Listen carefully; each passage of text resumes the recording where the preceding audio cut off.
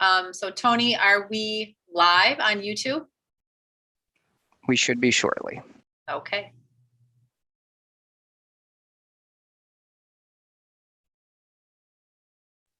We're live. Thank you.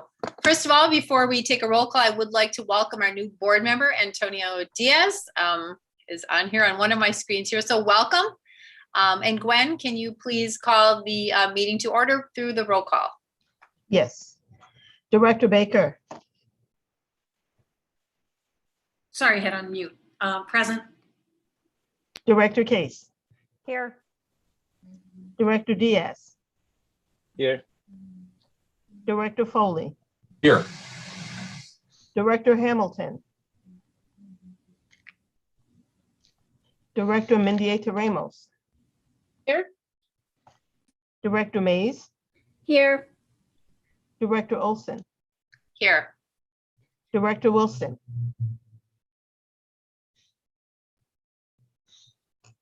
Okay. Are we in compliance with the open meetings law? Yes, we are in compliance with the open meetings law. So just a note to everybody who's watching, including our directors, Beth is unavailable today. So wanted to let you know that Gwen will be assuming some of those roles. And so this was our meeting. We were scheduled to be back in person, but we made that adjustment to coming back to virtual for August, and we'll continue to monitor that. Hopefully come back in September for a couple different reasons. Just making sure that the technology will support our social distancing in a new space than where we used to meet as a board, that we're able to hold in person and still have that technology available. So we will keep you updated on that, but right now the plan would be back to being in person in September if nothing else would change by then. So we'll keep you updated. So comments from the public. Yelena, have we received any requests?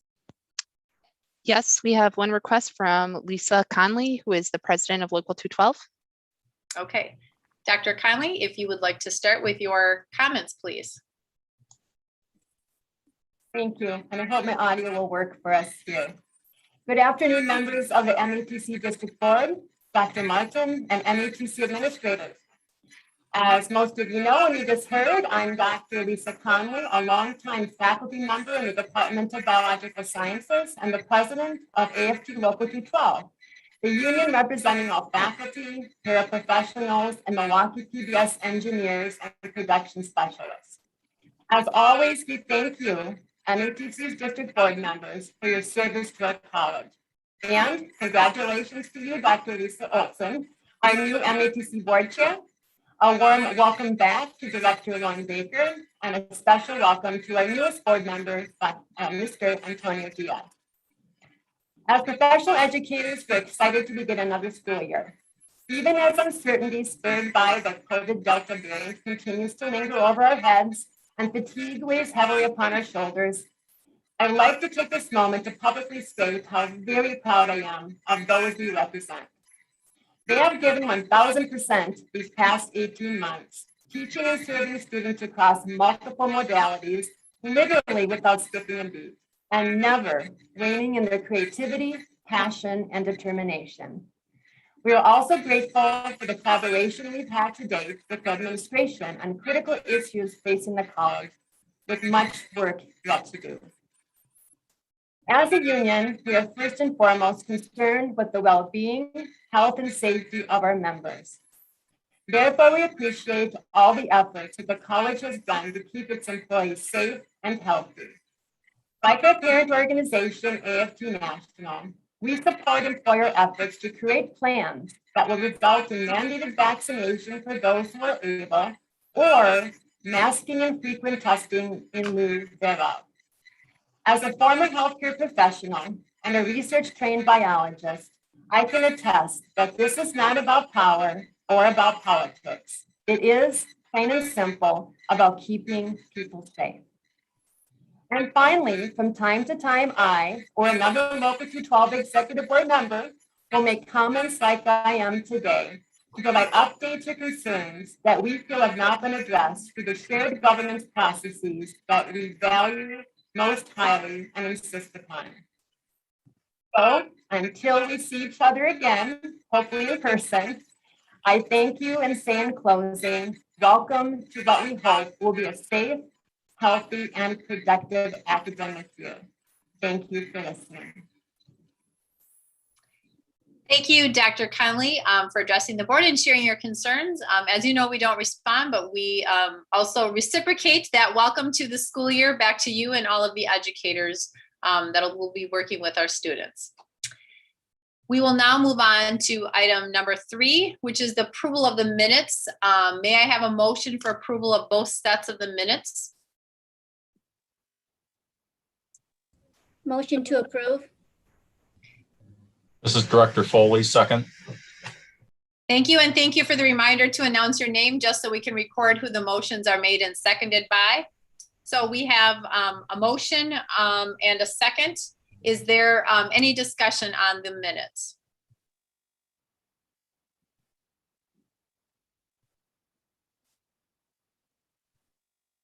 So being none, with the motion made by Director Mays and seconded by Director Foley, could I have a voice vote for approval of the minutes?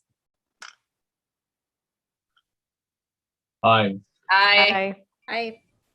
Aye. Aye. I think I heard them all. Any?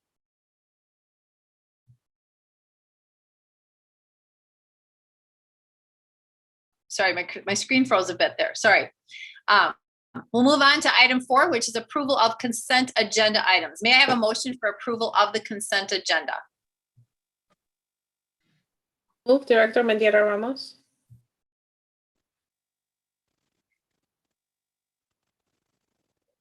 Is there a second? Director Foley will second. Thank you. It has been moved by Director Mendieta Ramos and seconded by Director Foley for consent agenda items. Is there any discussion on any of the items appearing under the consent agenda? Yeah, Madam Chair, I'd like to ask a question about the consent agenda. This is Lauren Baker. And as you know, I served on this board in a different format before. And so I'm trying to get acclimated to the process. I'm a little concerned because my sense of consent agenda items are things that are sort of routine, perfunctory, non-controversial. And for our board, which I know is very deeply, and the college, which is very deeply committed to our DEI work, I'm a little concerned that our human resource report and our quarterly affirmative action report are on a consent agenda where they aren't viewed by the board before this. Now, I have every intent to vote in favor of this consent agenda. I'm not objecting to it, but I'm asking us as a board and our leadership on the board to take a look at this process, and perhaps there are pieces of this that should be more reviewed in a little more depth than we would see a consent agenda. And if someone would like to respond in terms of the thinking behind it, I'm open to that, or if it would just be sort of taking a look at the process for future meetings. Sure. When I started on the board, this was the process, so it's hard for me to speak to things prior to that. And so if there's another person who's on the board that would like to speak to any transition, I can give you my thoughts on it, but I would, if there's somebody else that would prefer to speak on that or talk about that or how it's working for the board currently, I would entertain any of the other directors to talk at this time. This is Director Foley, if I may. Yes, Director Foley. We actually have 3 reports now every month that are related to each other. There's the HR report, there is the quarterly affirmative action report, actually quarterly, not monthly, and beginning in about February or March, there is a separate report which is not part of the consent agenda items, which is a diversity, equity, and inclusion report.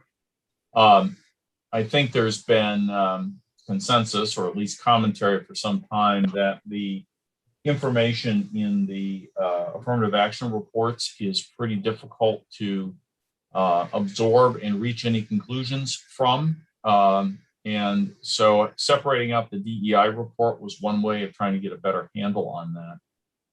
I know that the HR report and quarterly affirmative action report generally in the last 2 years at least did not get a lot of separate attention other than to say, we're really not sure what this means.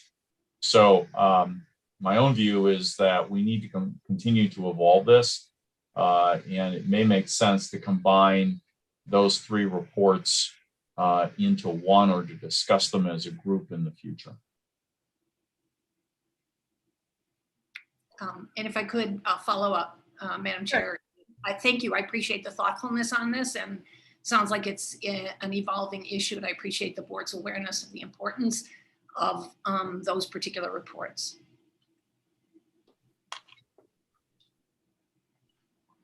Yeah, I appreciate that conversation too. I think since my time on the board, it has been an evolution. We did not have a separate DEI report. We did not have a separate staff member who was in charge of that as we evolve around that. And so I think it's important to go back and look at some of the reports that have existed, and do they get combined? Do they get separated out? Where are there items for discussion, or what even it is included on that? So I think that that's a worthy conversation. We can talk about that a little bit more. You know, what the intent of that, and go back and look at that and decide if it's truly a discussion item, or if it falls under some of the DEI stuff, or what that might look like. And I think, as Director Foley mentioned, and as item G states, it is quarterly, so that isn't a monthly piece. And so how might that fit together, and just how frequently is some of the data available? So I think it's looking at a lot of those pieces together. So I appreciate the conversation, and it's definitely something that we can discuss. Is there any other board members that would like to comment on that, or have any thoughts on it or questions?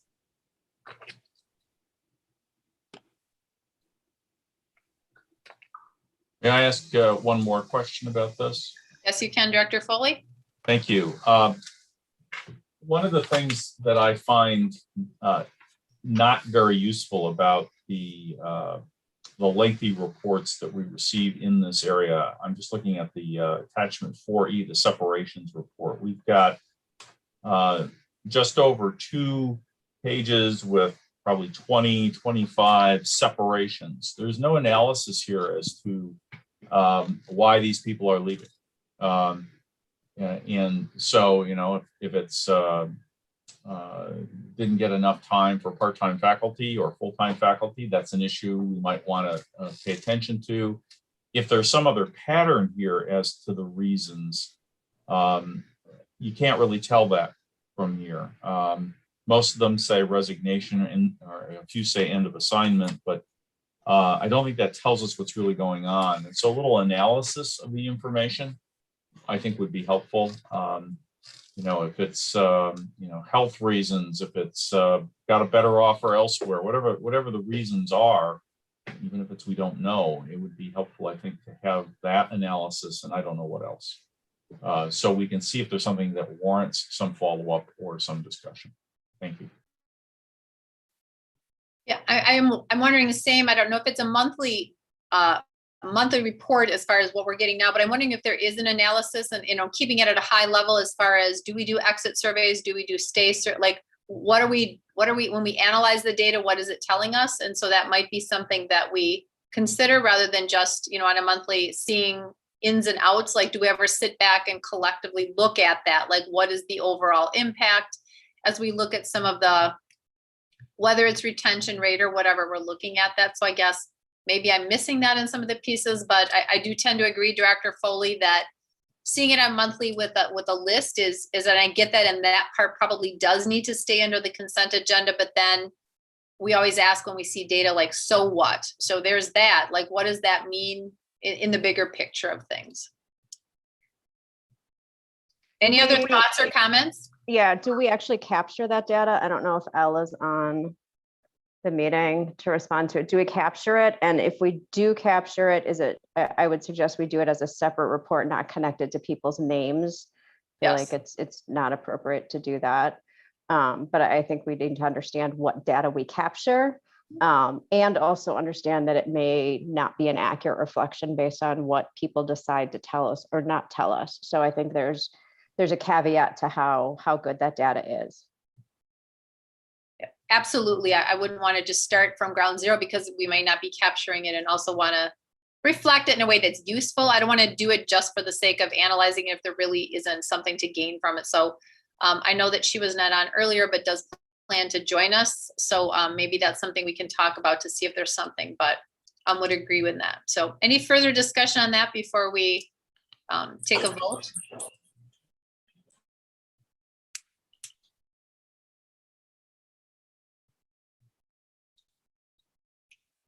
So we have a motion and a second on the floor. I would like to take a voice vote to approve the consent agenda items as presented. All those in favor signify by saying aye. Aye. Aye. Any opposed? Thank you. We are moving on to item agenda 5, which is our board action items. And so I would like to ask for a motion for resolution F0194-08-21, the authorizing the sale of the 22,500,000 general obligation promissory notes, series 2021, 2022C of the Milwaukee Area Technical College District, Wisconsin. Is there a motion? I move to approve the resolution. Is there a second? Second, Director Case. So I believe Mr. John Meehan will be here and explain this to us. And I don't know if Jeff, if you're also going to join in on that. Well, what I could do is quickly explain. Typically, we have $1.5 million issued every month.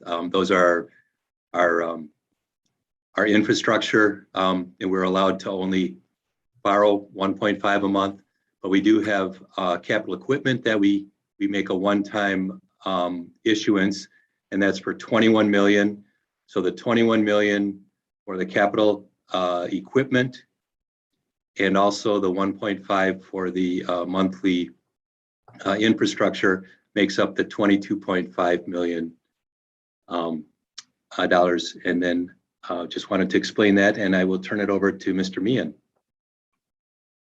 Great, thank you very much. Good afternoon, everybody. Director Baker, welcome back. Good to see you again. As far as the sale itself, it was based on the initial resolution, which the board approved at the last meeting, authorizing us to proceed. The page that's on the screen in front of you, page 2, you'll notice 9 bidders, which is typically the most bidders we receive on any issue is on this issue. And that goes to maybe we'll have 3, 4, as you know, bidders show up for the 1.5. And in fact, on this list of the 9 bidders, there's only 2 of them that we saw in the last bid, being Mellon and Huntington, being winning it. So they bidded on this one as well. These other bidders usually don't play except for the size of this issue, makes it attractive. This helps also to drive the interest cost. You'll see the interest cost for the winner is at 0.348. As a reference, last month it was 0.48. So I think it's a combination of how interest rates move, but also that people will be more aggressive and sharpen their pencils on the larger size issue. Next page, please. The notes themselves will be dated September 15th. That's when the funds will be transferred by JP Morgan to MATC. On this issue, as opposed to the other ones, we always try to have a December 1 principal payment, and then we flow back to the normal June 1 principal payments 23 through 26. And that's because we, as you remember, we levy on a calendar year basis. We have a certain amount of premium that's generated from all these sales. And we take a look at our balances and try to increase or decrease, but in this case, increase the size of the December 1 payment to use up the debt service funds that are available as part of the structure. It also makes it very attractive for the bidders because it's short-term money and there's a lot of interest in short-term money right now. So having a December 1 principal payment and a December 1 interest payment is how the structure works for this series. And then with the future issues, we'll go back to the June 1 payments. Because it is so short, it's non-callable. The AA1's confirmed, which is always good news. And as I mentioned, JP Morgan's a winner at a 0.3483 true interest cost. Next page. As we've seen with so many of the issues, the actual coupon rates on this one, it's the orange one on the far left as you're looking at the page, or the third of the orange ones. And you'll see the average interest rate is a flat 2%. So though the interest rates are at 2% for the coupon is what's being paid to the investors, there's a premium generated, which results in a much lower true interest cost. You'll see that first line has a payment of $7,580,000, and that once again goes to, we have a larger principal payment to use up excess debt service cash. The remaining structures remain at the $1.5 million, the typical structure. The next resolution you'll be considering will be for the Series D, which is the blue bar issue, which will be sold next month. Coming across bar to the right side of the page, keep scrolling across, thank you. That's when I referred to a little bit more. You'll see that the projected 22 revenues available, as well as the 21 actual revenues available, we were able to come in pretty tight to what we had been working off of. So we are working off of $43 million as a target for debt service, which includes levy and other revenue sources. And we came in at $42,889,000. The advantage of using this, of course, is it takes it into consideration for the state aid reimbursements. And as once again, debt service money levy can only be used for debt service payment. It works nicely in the structure. As we go forward, you can see we have a pretty level structure off into the future. At the back of the report, on the next few pages, we have the Moody's investment report. There's really no change in language, nothing new. Probably the next time we really get on a call with Moody's, we'll run to when your audit is available at the end of the year. But at this point, they do have your budget, have had your budget for 21-22, and we'll look forward to reviewing your audit at the end of the year. Madam Chair, I'll be happy to answer any questions the board may have. Thank you, Mr. Meehan. Are there any questions by any of the board members?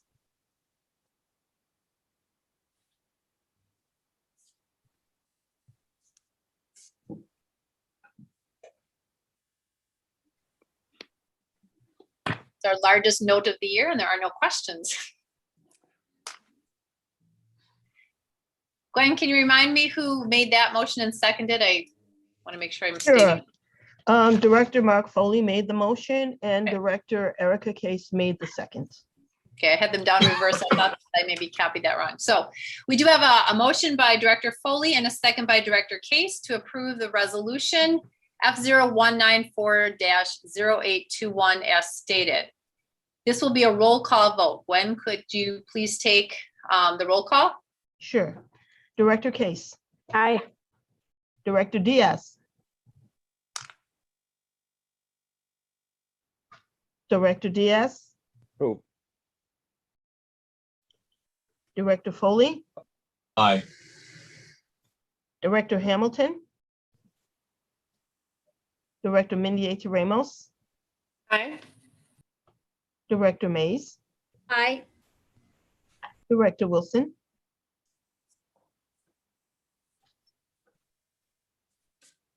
Director Wilson. Director Baker. Aye. And Director Olson. Aye. I did see Director Wilson on here at one point. Okay, we will move on. I don't see her. If no one has heard from her. She had technical difficulties.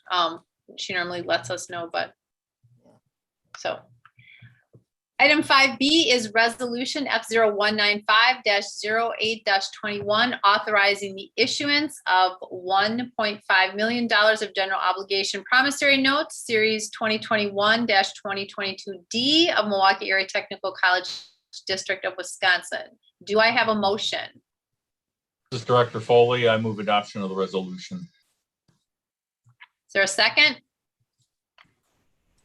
Second, Director Mendieta Ramos. Thank you.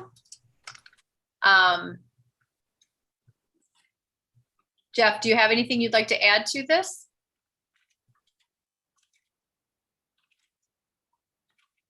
No, there's really, this is just the authorization to issue the bonds next month. And so that's what this is for. Okay, thank you. Any questions or discussion?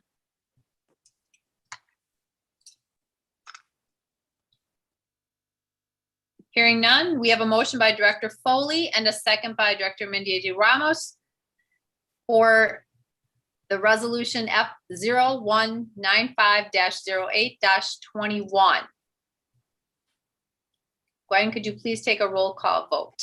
Sure. Director Diaz. Aye. Director Foley. Aye. Director Hamilton. Director Mendieta Ramos. Aye. Director Mays. Aye. Director Wilson. Director Baker. Aye. Director Case. Aye. Director Olson. Aye. I'm going to go back and Director Wilson.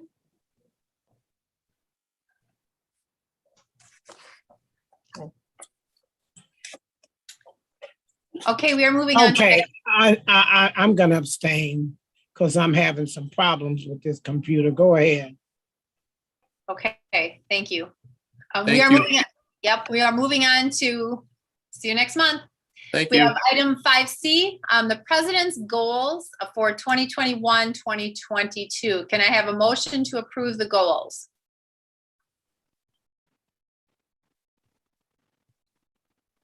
So Director move. Case, so moved, or second, sorry.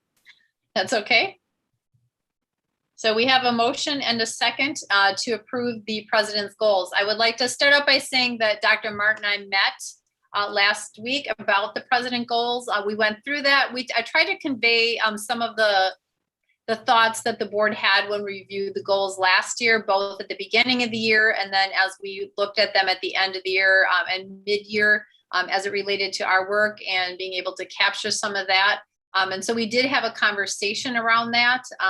You should note some changes in how they were written to be adaptive a little bit to the feedback that she was given as it relates to that. So I did want to just put that out there to start. So Dr. Martin, I'm going to let you sort of share if there's anything that you wanted to talk about specifically. If not, then I would open it up to any directors for any questions or discussion. So I'm going to start with you, Dr. Martin, if you have anything that you would like to add.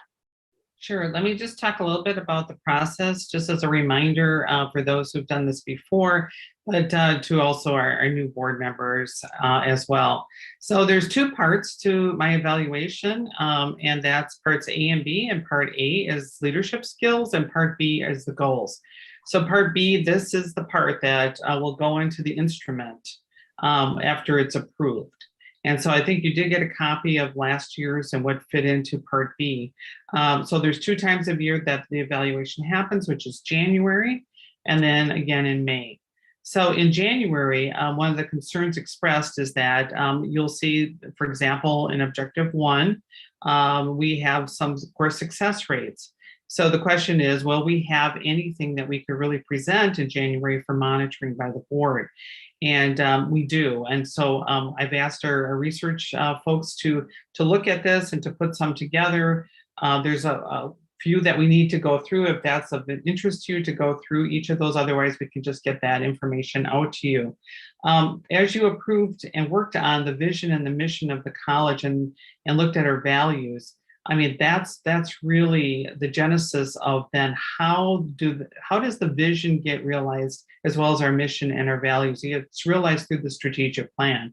And what I did is I pulled out from our strategic plan those strategic priorities and specific actions that I thought the board would be most interested in. This does not represent the whole strategic plan, but rather just portions of it. And so I know that there's a lot to look at here. I've tried to make it clearer and shorter, and so that the board would understand, and you could see the link to the things that you've asked for in the past, and maybe a couple other things that we think are important for the board to be monitoring and to look at in terms of the evaluation. Now, in terms of Part A, we'll look at that piece a little bit later, probably next month or so, the actual instrument. But for right now, we're just looking at the Part B, the goals that will be evaluated as we go through this year. So I'll just open it up for questions because there's a lot here. And so I've got some folks that can help too with specific questions if there are any of those.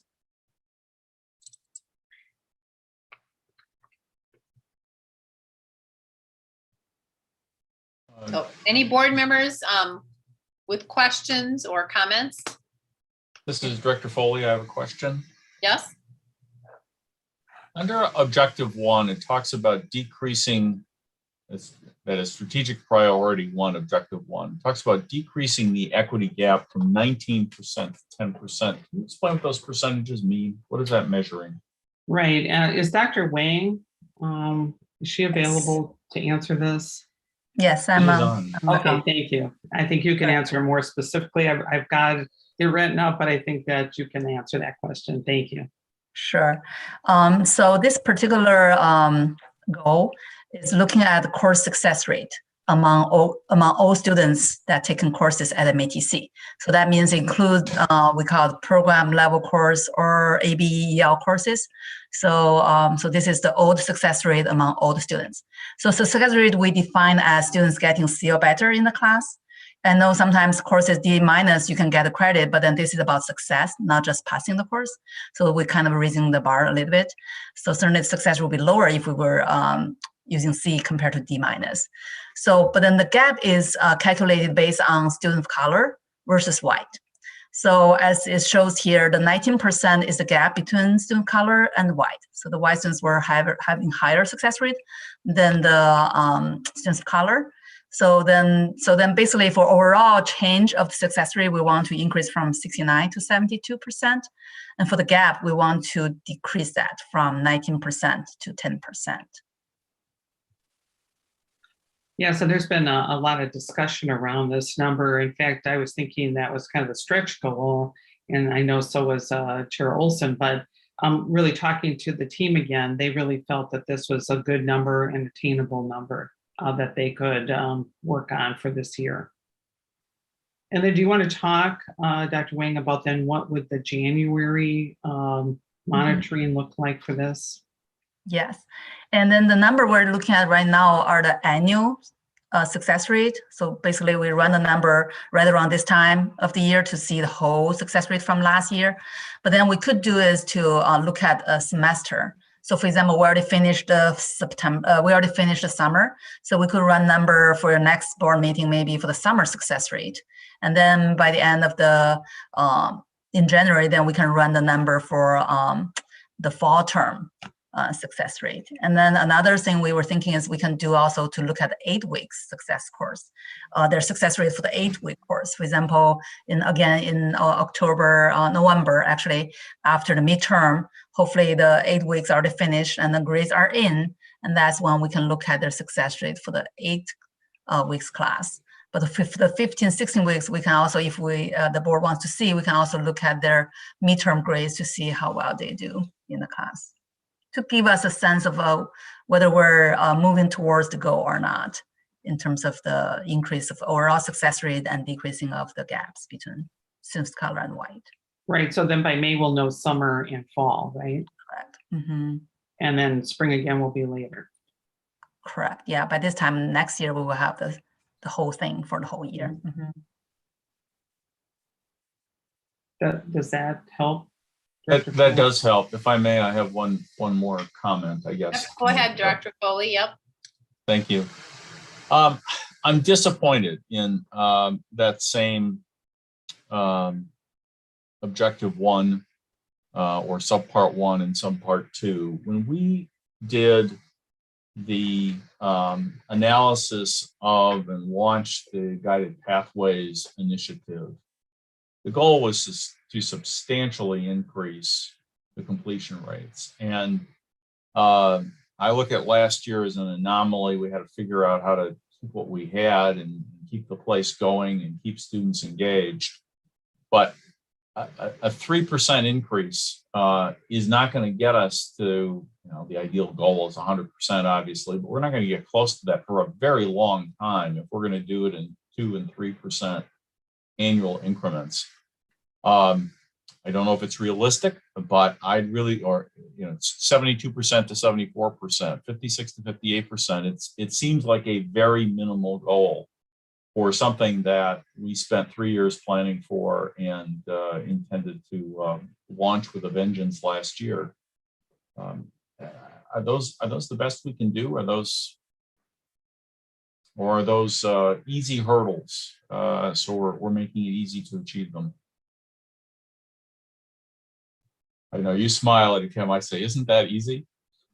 But go ahead if you got an answer. I don't think Dr. Wang would say this is easy. And I think because of what we've experienced this past year and continue probably into this fall yet. But you can talk about that, Dr. Wang, because you're talking to the people who are setting these metrics. Mm-hmm. Yeah, we try to certainly want it to be a goal, stretch goal for us, but as well as also to be realistic as well, because sometimes when the goal is setting, actually like we are talking about the first one is kind of really a stretch goal because of the COVID last year, our gap widened actually from the previous year. So now we're trying to, the 10% goal was actually last year's goal, we try to reach. So similarly, the retention, we want that to be significantly increased, but we kind of know because of COVID, because all the external environment that prevents students from coming back. And they have to worry about a lot of things. So it's not like a lot of things we have control over. So that's why we want to make it a stretch, but also a reasonable goal to reach. Madam Chair, may I ask or make a comment? Yes. Lauren Baker, and I'd have one question just on the question from Director Foley, because I am like kind of out of it. Is 72% as a success rate for students? Where does that put us in terms of like peer institutions that we can measure ourselves against and dealing with a similar student population? That seems to me a very healthy number based on my experience in the past, but I don't know, does that put us in a good place in terms of nationally who we benchmark ourselves to? Mm-hmm. Yeah, that is the number 2 in the objective 1 is we call it a APAS cohort. So that one we do have comparison with other institutions because this is about first-time full-time degree seeking students and then first-time part-time degree seeking students. So we do have a comparison. We track that. And then MATC, we have a peer institution that we compare with. And as MATC has been faring pretty well in that comparison group. So we select a group that looks like us and who are also, as long as they're also engaged in guided pathway. So we try to compare ourselves with them. So then just everybody know we have a lag because this is, we use APAS data in terms of comparison. And then the APAS always wait until every institution submit their data, and then they share their data with other institutions with some time gap. So I don't know the most recent data from other institutions. We only have our own data because other institutions we have to wait until APAS is available. So, but we can certainly look at that when it's available, see where we are compared to them last year. Because like I know the data comparison to the others prior to last year, but we don't know the other institutions' data for last year because that takes time for us to see. Great, I appreciate that. And I appreciate that we're doing that. My comment, not so much question, was I have actually seen a lot of president's goals over the years. And I did at, my glancing with new eyes at this, I found them very impressive, very forward-looking, very specific, very student-centered. I thought they clearly reflected what I've been reading in terms of the initiatives of the college, and I just wanted to compliment the president and her staff on what looked to me as very ambitious, very impressive goals. Thank you. Dr. Martin, I did have a discussion, and I think she referenced that about sometimes getting those midpoint data metrics. I think sometimes we sat back and sometimes that's harder to get as far as that. So Director Foley, also to adjust that, is that realistic or not? We set annual goals, and at some point without getting a midpoint check-in, sometimes we find out at the end of the year that it either was not as ambitious as it could be, or it was way too much of a stretch goal based on whatever. So our conversation really did talk about how can we provide some mid-year metrics to know if we're on track or not, so we already have a little bit more idea if we maybe weren't as aggressive as we could be with some of that, or if we were just way over, or if some other conditions are impacting it. So we spent probably a lot of our time around that specific piece and how we might be able to provide that as some interim metrics rather than waiting for an entire school year to go by to give us, even as board members, an indication about whether the goals were set at an appropriate level. Obviously coming out of a very unique school year with some of the data points either not available yet because we're still finishing up, or just because of last year, things are just a little bit skewed.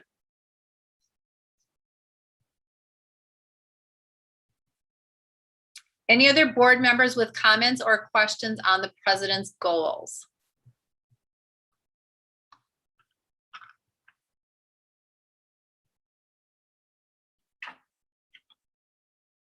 Okay, hearing none, then we have a motion by Director Mendieta-Ramos and a second by Director Case on the president's goals for 21-22. So this will be a voice vote. All those in favor of approving the president's goals signify by saying aye. Aye. Aye. Aye. Any opposed? Motion carries. Item 6 then is policy approval. Policy D1 000, attendance except high school contract and apprentice students. Do I have a motion for approval of that policy?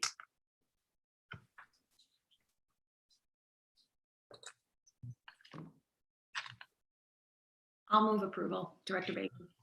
Thank you. Second, Director Case. Thank you. As a reminder, we looked at that in June, our last complete board meeting, and there was quite a bit of feedback from board members at that time. And so there was some revisions made to that. And so Dr. Adams, if you would just like to share with us the feedback that you had taken and what we see with us tonight. Okay, thank you, Dr. Olson. The policy now reads, the district board recognizes the importance of class attendance. Class attendance is among the best predictors of successful course completion. Instructors are required to take attendance at each class session using the designated attendance system. And if a student does not attend at least one class meeting or participate in an online class by the census date for that class, his or her class registration will be administratively withdrawn. The administrative withdrawal will not be reflected on the student's transcript. And then we refer you to the actual withdrawal and appeals policy. The question that we received from the board was, can attendance be used punitively against students who fail to meet the attendance requirements? And specifically, how does the administration plan to ensure appropriate and consistent use of attendance as a grading component? And we did go back, and the answer is that our attendance requirements are not set by individual faculty, but they are set by the program of study. And we are following the HLC best practices and expectations that the program faculty will collectively get together and decide what those attendance requirements are. And it's based upon the needs of the business and the industry. The curriculum and classroom management are the purview of the faculty. And so administration, we do not set that through policy. As such, this policy requires that faculty take attendance, but how attendance is used in each course, again, will be decided by the program faculty. So it's not one individual faculty that's deciding what that attendance is. Thank you for that explanation. Are there any questions or comments by any of the board members? I do know that that was our primary concern with the policy in June when we met, that individual instructors were sort of making their own attendance policies. It wasn't clear as it was read and what that meant. There was quite a bit of a discussion on that. So.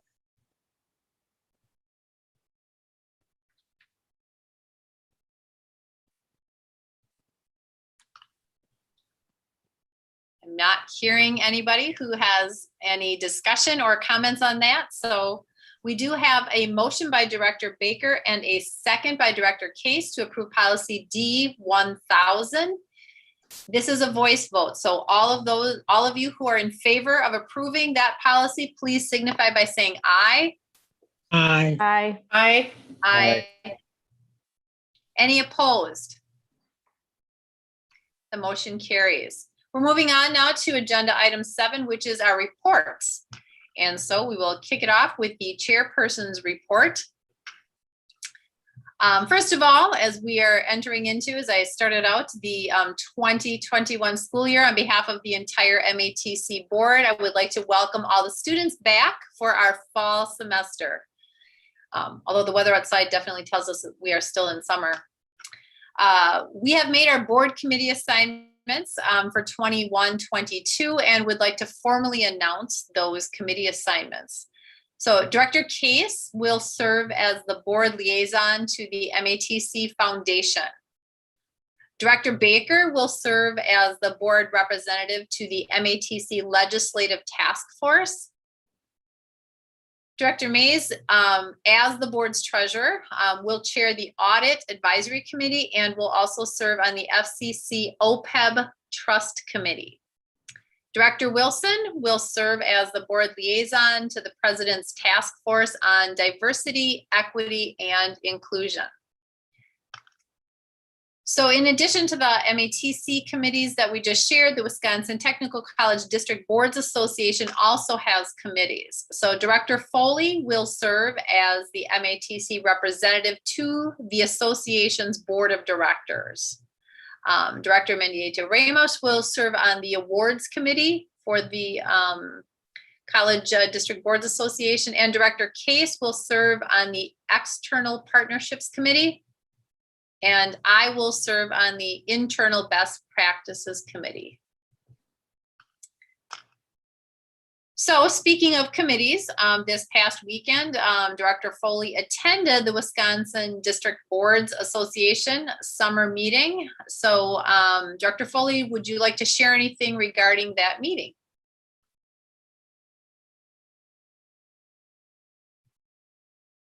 Director Foley, I think you're on mute. There were actually 3 meetings this summer. The July quarterly meeting, which is the full board meeting. There was a special meeting on Friday, August 20th, and then on Saturday was the annual planning meeting for the District Boards Association.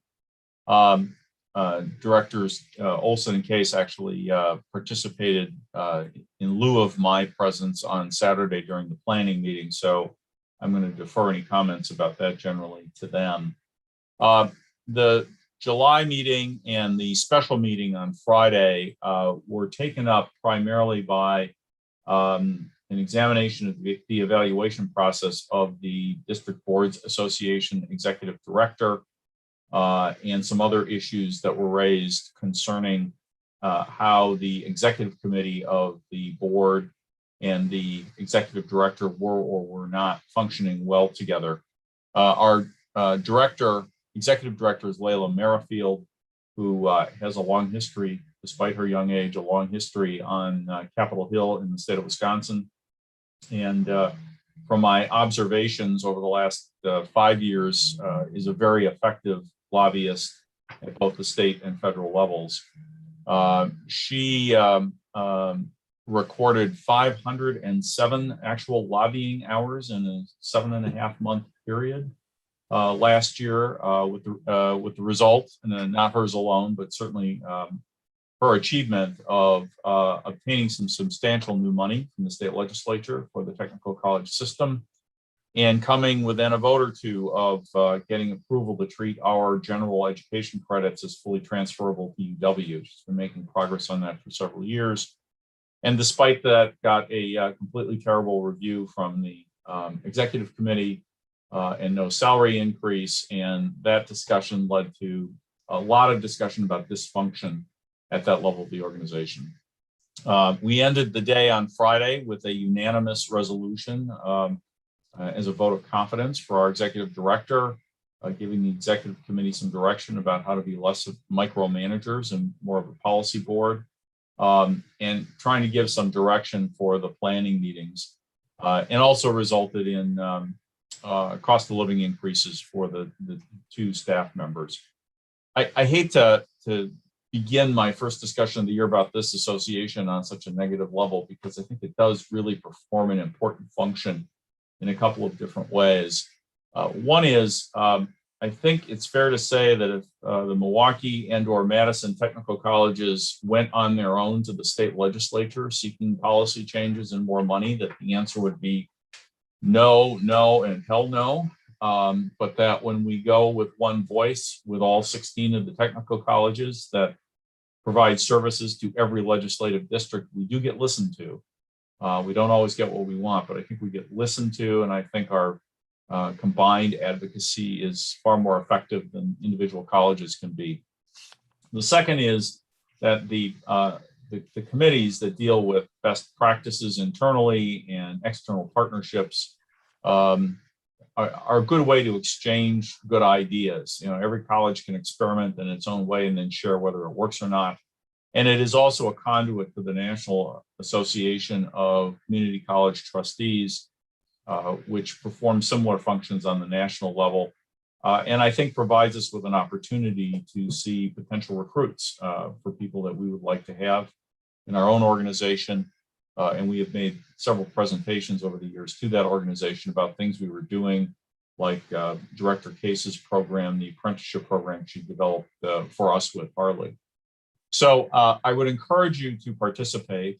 I think there's going to be some improvement made to the training programs that the District Boards Association has for trustees, and in particularly new trustees.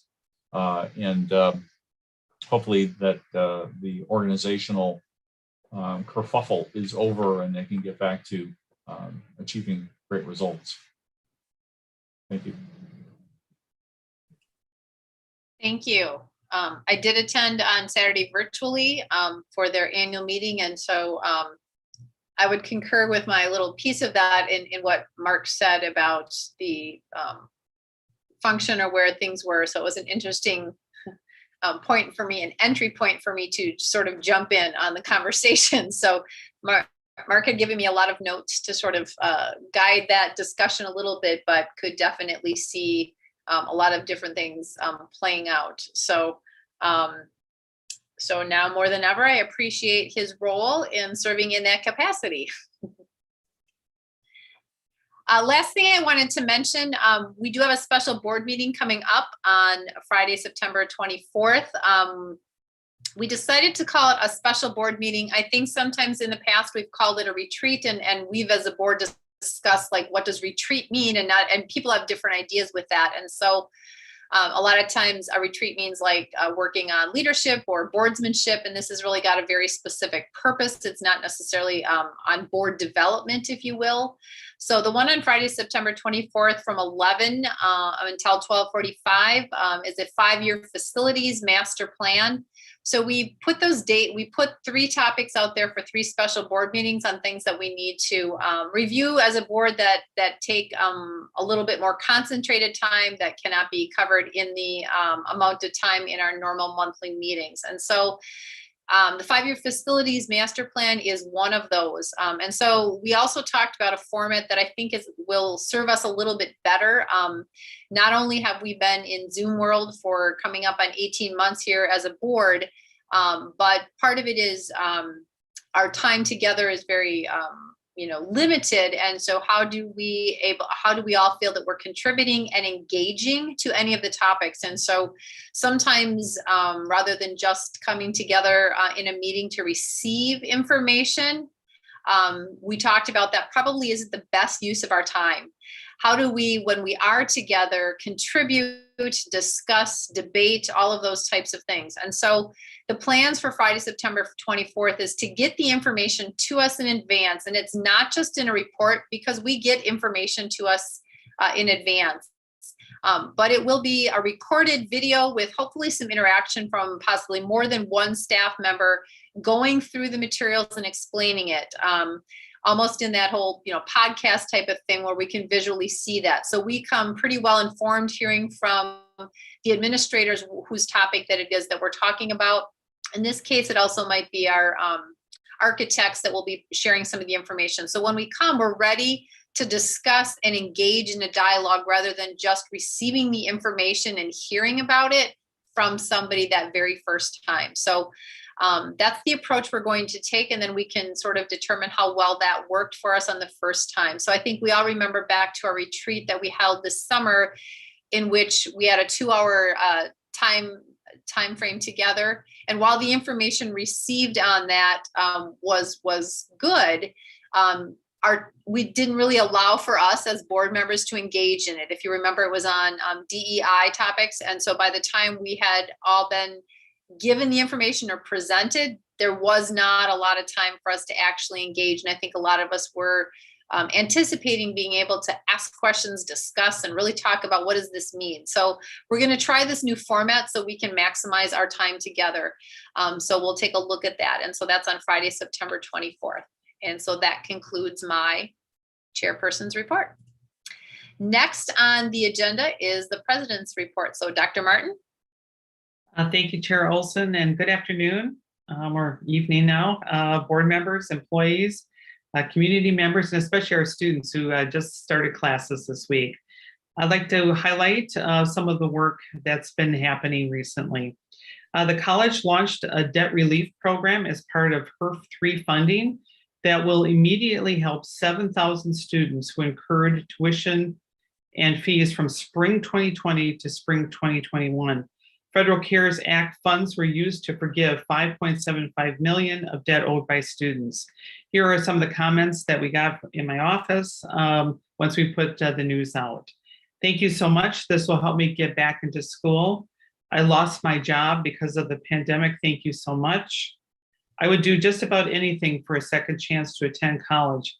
I would love to register for fall 2021, but there is a hold due to a past due balance of $895.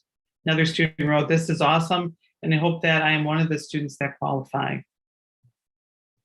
Another piece of news is that MATC is one of 10 colleges across our nation selected by Johnson Controls to receive an investment to expand associate degree and certificate programs related to heating, ventilation, air conditioning, fire and security, and digital building automation systems. MATC will use that funding to support dual enrollment students at the HVAC lab at Milwaukee Public Schools Barack Obama School for Technical Education. Special thanks to Laura Bray and her team, as well as Dr. Nadine Gonzalez de Jesus' team, Jonathan Feld, Becky Alsop, and their faculty and staff. On August 17th was a milestone day for the college, marking the official opening of our first student apartments called West Town Green. Director Diaz was there, so thank you for attending that. That's the Milwaukee Journal Sentinel's former complex. As you know, our ability to offer stable housing for our students is really important to us. Thank you to Vice President Janice Falkenberg, Vice President Jeff Jans, and Dean Equan Burrows and their staffs for leading the efforts on this important project. And last week, Thursday, we held Employee Appreciation Day as a kickoff to our fall semester. This is the first time many of our faculty and staff have been back on campus. I was pleased we had the opportunity to welcome them back to campus and show our appreciation for all of their efforts during the pandemic so far.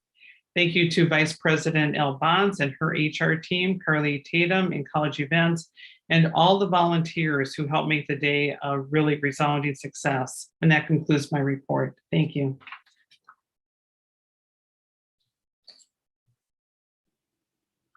Madam Chair, may I ask a question? Yep.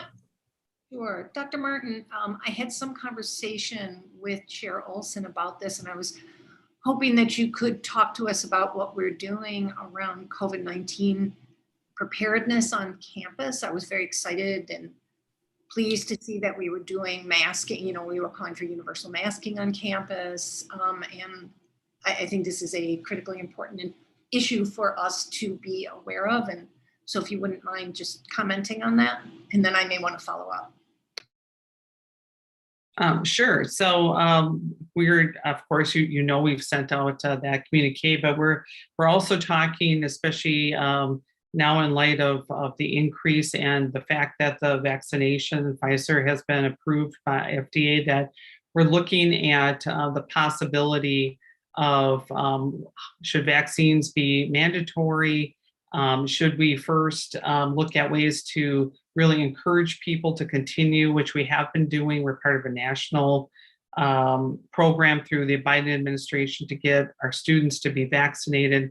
So we're working on a bunch of different scenarios, different possibilities. We have to look at our systems and processes. In fact, we just had a meeting today to discuss that very thing. And so we have a health and safety team. They're constantly looking at our dashboard of indicators around the concerns for when we have opened and when we have decided to do some other sorts of strategies. So we're in the process right now of considering all kinds of different strategies and how we might phase those through this semester and through the next semester. So the topic really is about our safety and health of our students and our faculty and staff are a top priority for us. So we have felt like we've done a very good job this last 17 months. We want to make sure we do just as good a job going through the next 17 months. May I follow up, Madam Chair? Yes, please. I would thank you. I appreciate that. And I would like to, and I don't know if you would like this in the form of a motion, Madam Chair, or which I can do, but I would like to have the administration, if you move on this issue between now and our next board meeting, obviously you'll let us know, but if the investigation is still ongoing, to bring to the board what the plan would be looking towards vaccination of employees and students. I mean, at this point, I think there are over 750 colleges across the United States that are mandating vaccinations for employees and students. I got that from the Chronicle of Higher Ed. The city announced this afternoon that they will be having mandatory vaccinations for employees. It is on the table at the county. It's also on the table in Milwaukee Public Schools. MPS has been open for 2 weeks and they've already had cases reported, and they only, they have a small section of their buildings open because it's just the early start. I know we all take this extremely seriously, and I think we're probably acutely aware that a lot of our students come from some of the more densely populated areas of our city that have low vaccination rates. Anything we can be doing on campus to have vaccination clinics, ambassadors from student, government or whoever helping to encourage our students, and working with our faculty and staff unions to have the conversations, because we heard earlier from one that they were supportive of the notion of having vaccines required for employment. I would certainly be in favor of seeing that. I'd like to have that come as a report either back to the board in September. And again, as I said, if Chair Olson, if you would like me to make that in the form of a motion, much simpler than all those words I just said, I'm happy to do that, or just as a request. Yeah, we're not in the action item, so probably a request makes sense at this point, since we're in the report section of the agenda. So I would say that a request makes sense to continue to get updates on that or where we are with that. So Dr. Martin, does that make sense? Actually, just to clarify, I want a set of recommendations. I don't want just an update. I would like to hear the legal ramifications, the practical ramifications, and have that come from the administration to the board if you'd like, I can do this in new business where then I can make the motion. Or at this point, I can just sort of make it as a request to bring back to our next board meeting. Yeah, why don't you, Director Baker, put that in the new business so we can do a little bit more discussion rather than in the report part. I would feel more comfortable under the new business, and then we can see what folks are thinking on that and get a little bit of other input on that. That makes to make sense there. Then we haven't noticed it as an item for conversation, so all I would be able to do in Correct. is put it forward as a motion. Correct. Yep. Yep. So. Chair Olson, Yes. if you and Doc Martin don't mind, I'd like to back up just a little bit.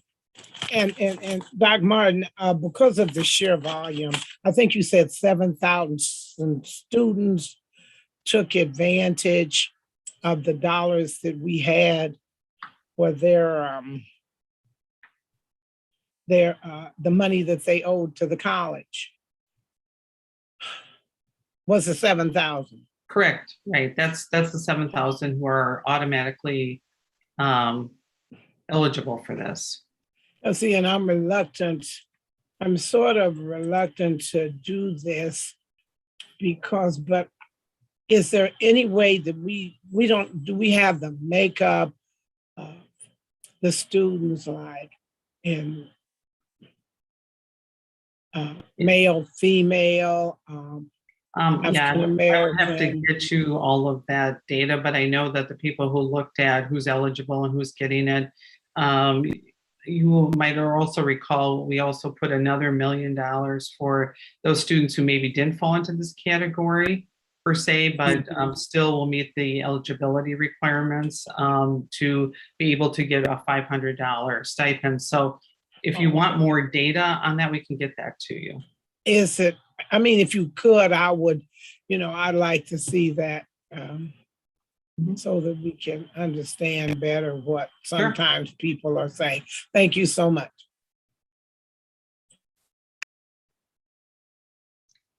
Thank you, Director Wilson. Any other questions for Dr. Martin? If none, we will move on to our next report, which is Diversity, Equity, and Inclusion by Ava Martinez-Palas.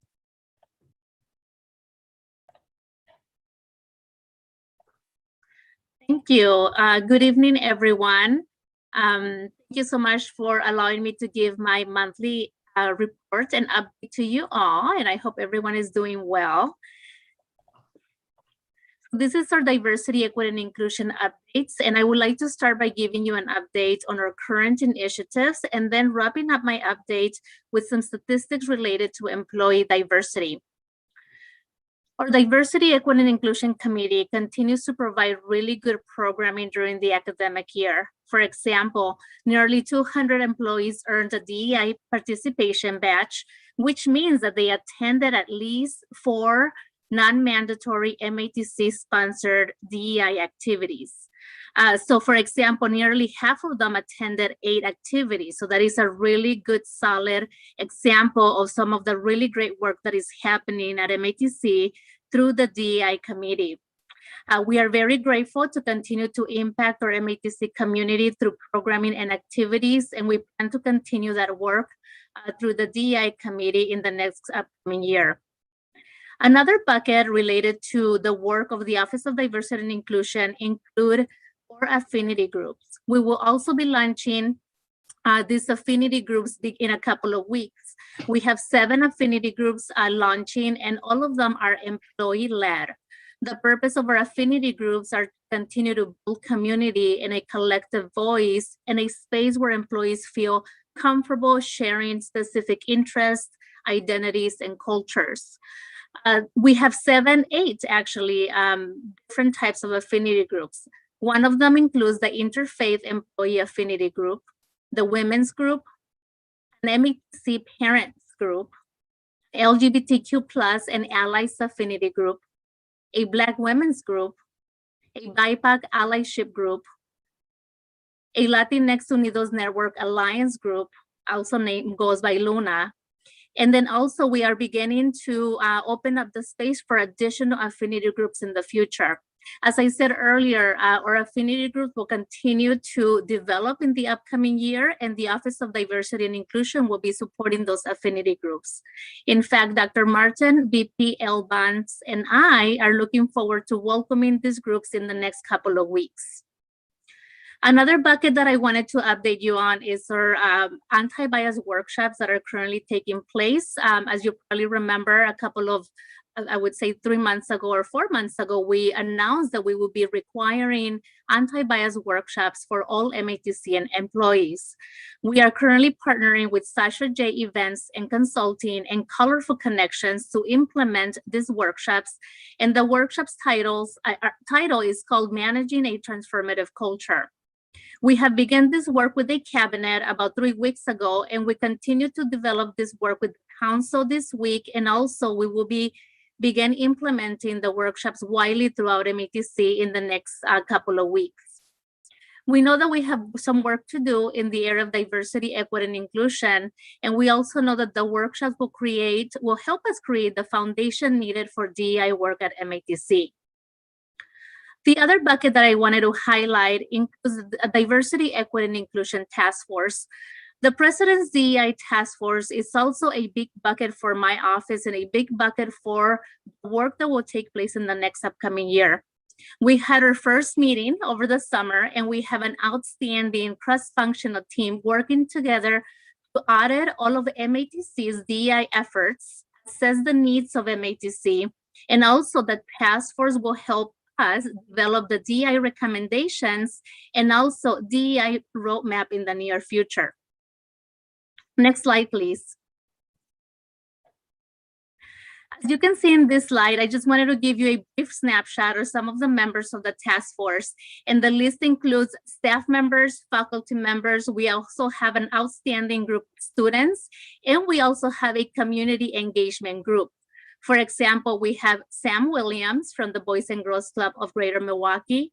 We have Sarah Data from the Southeastern Oneida Tribal Services. Brendan Kearney from the Mom Peace Academy. We also have former Director Carrie Phelps of Coral, community leader, and also Francesca Maya Wegner from the Hispanic Professionals of Greater Milwaukee. We met with all the community members last week as a team, and I am just very thankful of the group of volunteers who believe in the mission of MATC and believe in the mission in helping us move forward in the area of diversity and inclusion. Next slide, please. Question. Yes. I just have one quick question on the community members. Can you go back again so I can make sure I'm okay? 1, 2, 3, 4. We could not find another male of maybe Hispanic descent or something, because we have 1, 2, 3, 4 women and 1 male. Brendan Kearney is a male. He's a man. Oh, okay. I thought that was Brenda. I do apologize because I know a Brenda Kearney. Okay, moving right along. No worries. Thank you. Okay, I know that a couple of months ago, the board asked for a brief diversity report in terms of where we are in achieving our diversity employee representation at MATC. So I would like to provide a snapshot of MATC's workforce diversity. Our strategic plan goal is to continue to increase diversity in MATC's workforce to closely reflect the student population of our college. Specifically, we have a goal to increase the percentage of full-time employee minority representation to 39.27. As of June 1st of 2021, I am happy to report that we have reached this goal. As of June 1st, we have 39% of our full-time employees that identified as racially diverse.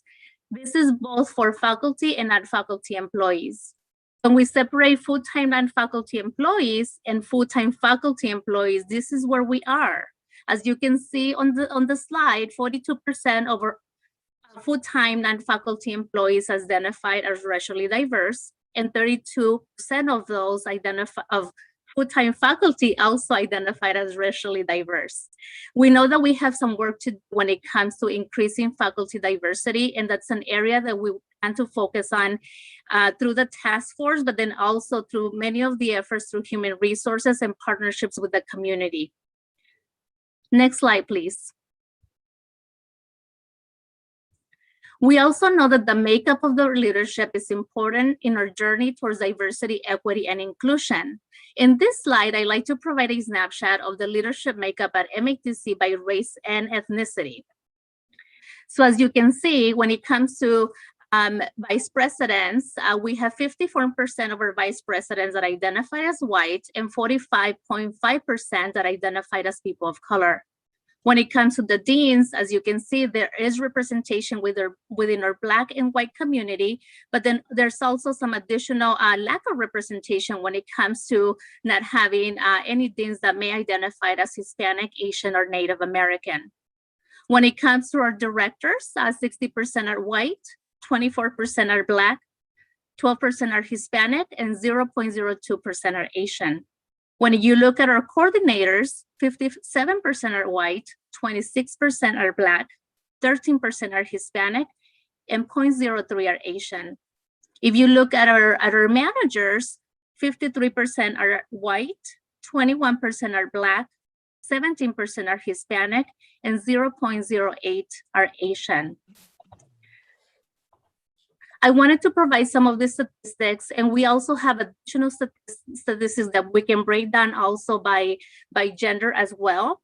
I also wanted to point out that we are doing particularly well when it comes to gender representation within our leaders. So for example, let me just pull up my spreadsheet real quick.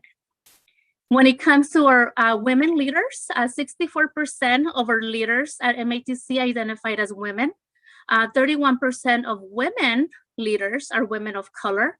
15% of our women leaders are Black women leaders. And 9% of our women leaders are also Hispanic women leaders.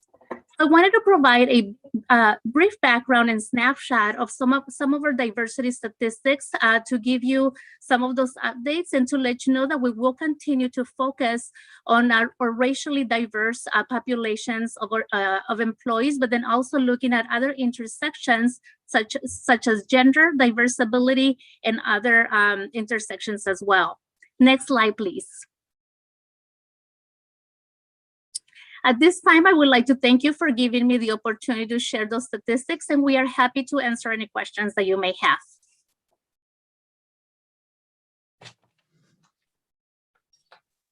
If I may ask one question. Yes, Director Diaz. Yes, thank you. Well, congratulations, Ida, for reaching the goal of the employee diversity. Can you hear me right? Yes. Okay. Thank you for reaching that goal of the 39%. And my question is, now that you're at the 39%, are we stopping there, or are we trying to increase that percentage? And excuse my dog.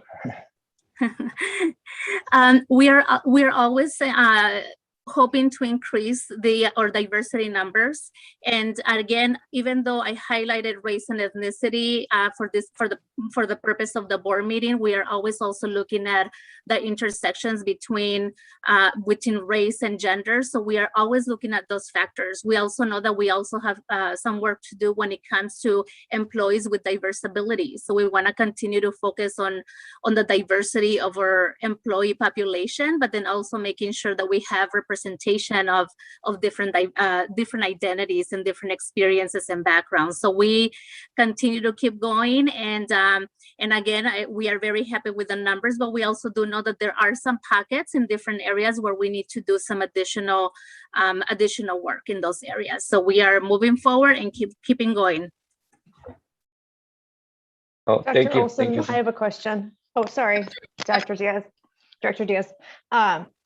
Just a follow up to this is, obviously there's a portion of recruitment and then retention also comes with it. So do we have goals around the retention of our diverse employees as well as our females? And what does that look like? I know we talked about looking at turnover specifically earlier in the meeting, but I'd like to understand kind of what our plan is to ensure that our culture is supportive and open, and we are actually retaining these folks as well. Yes, I can talk to from the lens of diversity, equity, and inclusion. And one of the main purposes of having the affinity groups, and we have, I believe 4 of those affinity groups are women-led. At MATC, we have a women's affinity group that is really focusing on supporting women at MATC and also creating the support system that many of us women identified employees need in the workplace. So I think in terms of DEI, we have these affinity groups, but then also I work very closely with human resources in promoting a lot of the different jobs that are available, but then also promoting ways to partner with one another and to be able to support our very diverse employee populations. I also would like to ask VP Elbans if you would like to add anything in addition to what I just said.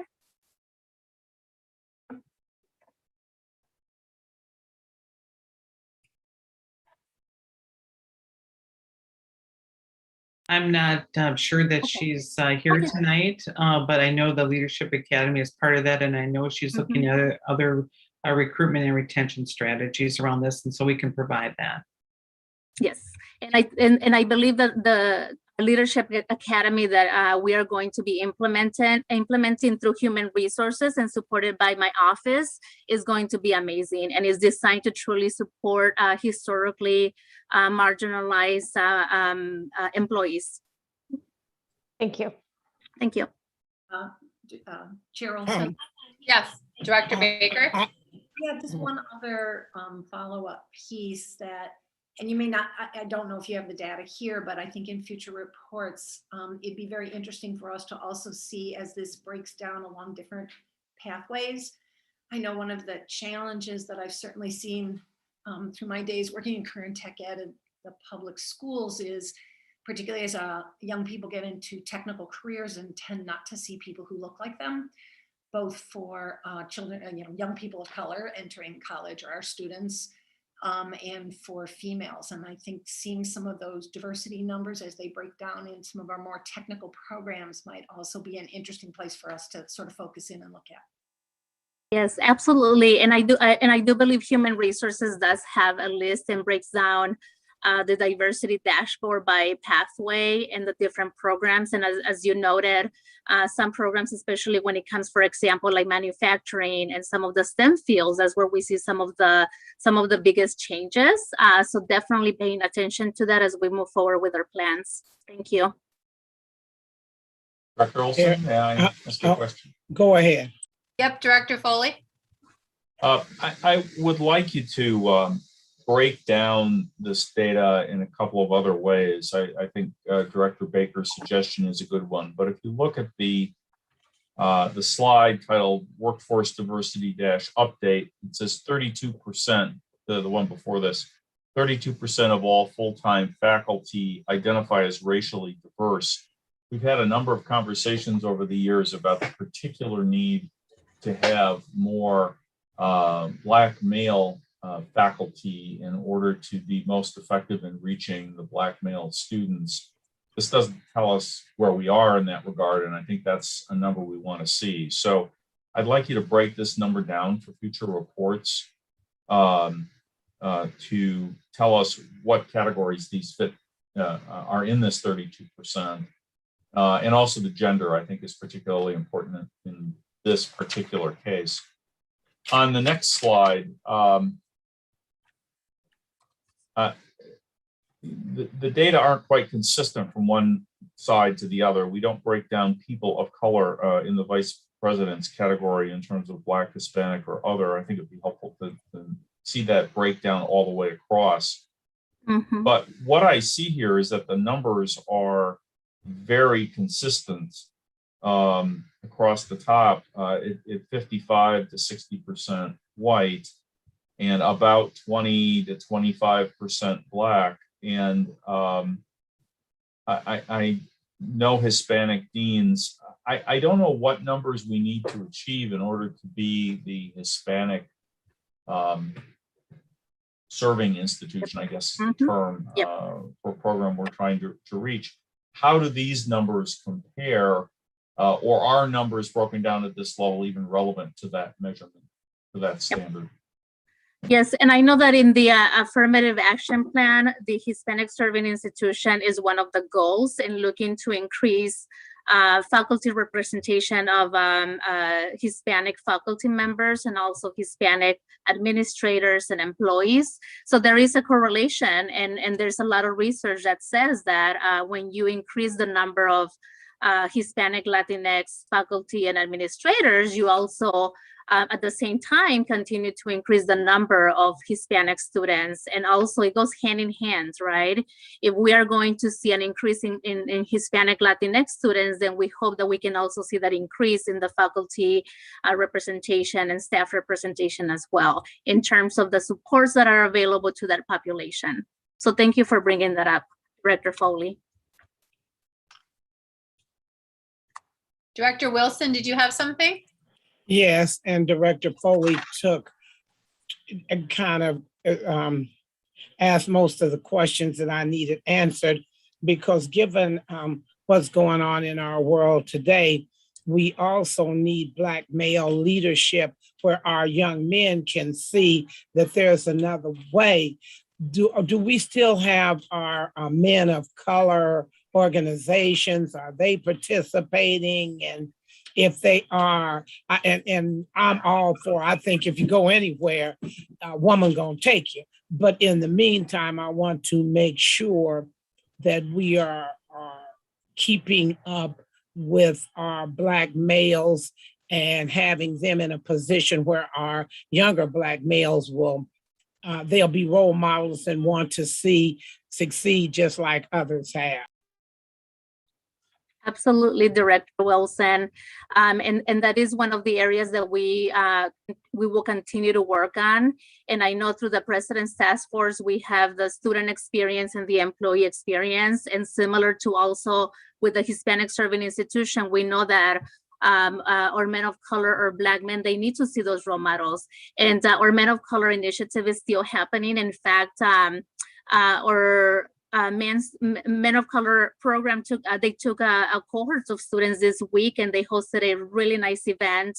But we need to also think about how do we scale it up and how do we continue to increase our diversity numbers when it comes to faculty and administrators and representation to be able to have those role models for our students. So thank you, Director Wilson.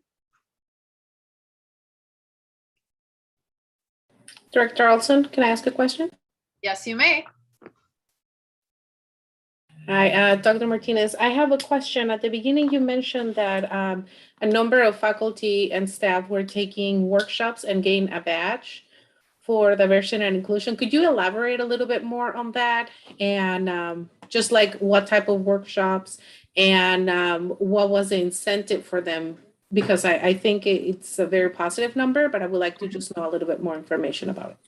Yeah, so there was actually no incentive for our employees attending those specific workshops, and the workshops were related to throughout the year. It could be anything from attending a student voice workshop to learn about the specific student voices of our student populations, to attending a workshop related to cultural competency, or also attending a workshop with Dr. Ibram X. Candy, who we had this past spring semester.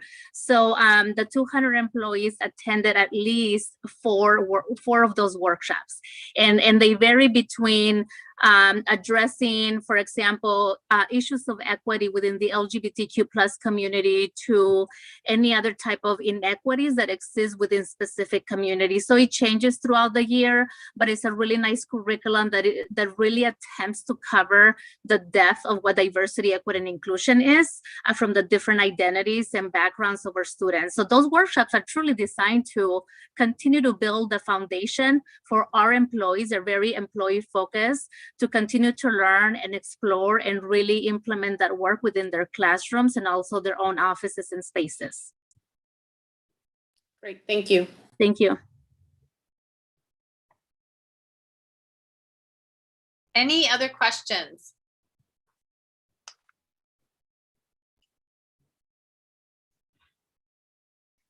Thank you very much for that report. You can tell by the number of questions that there was a lot of interest in that topic. And so I appreciate the engagement from board members and for your report. Thank you. Next, we have our enrollment report. Dr. Adams, I believe, will be doing that. Yes, thank you. Okay, we begin by showing, actually, I want to begin with welcoming the students back. It was fantastic to see so many students on campus, and the students were completely smiling and just happy. They liked the new spaces. So it was really good to see the students on campus, very different than last year. So right now, when we look at our enrollment numbers, and we're looking basically at fall right now, we're at 77.1% of reaching the goal of 4,261.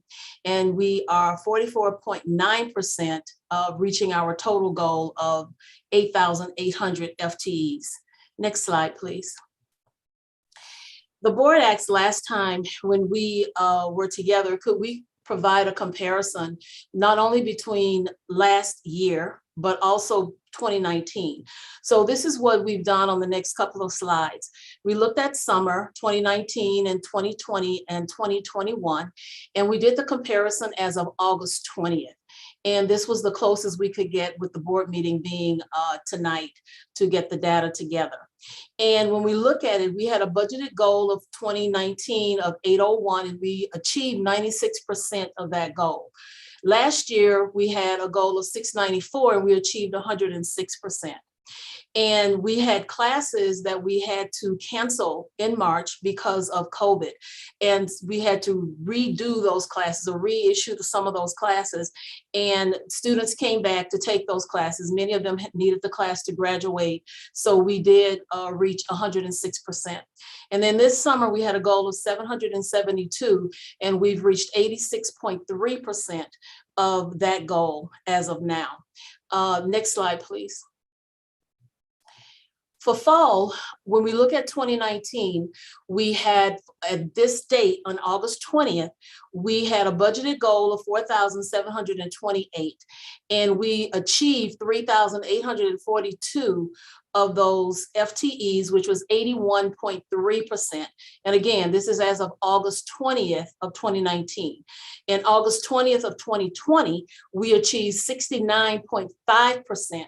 And as of August 20th of 2021, we've achieved 75.4% of our goal. So we are about approximately 5.9% behind 2019 as far as achieving the same goal of FTEs that we did in 2019.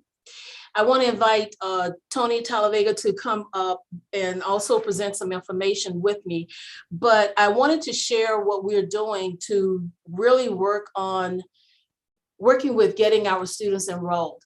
We still know that COVID is still in play. And our students are letting us know that. So we want to, even with COVID still being in play, we are reaching out to them to let them know that we're here, to work with them to get back into their classes. We had several call nights where we sat down, individuals volunteered from various areas across the college. They came together and they called students to let them know the services we have available, to let them know how we can help them to register.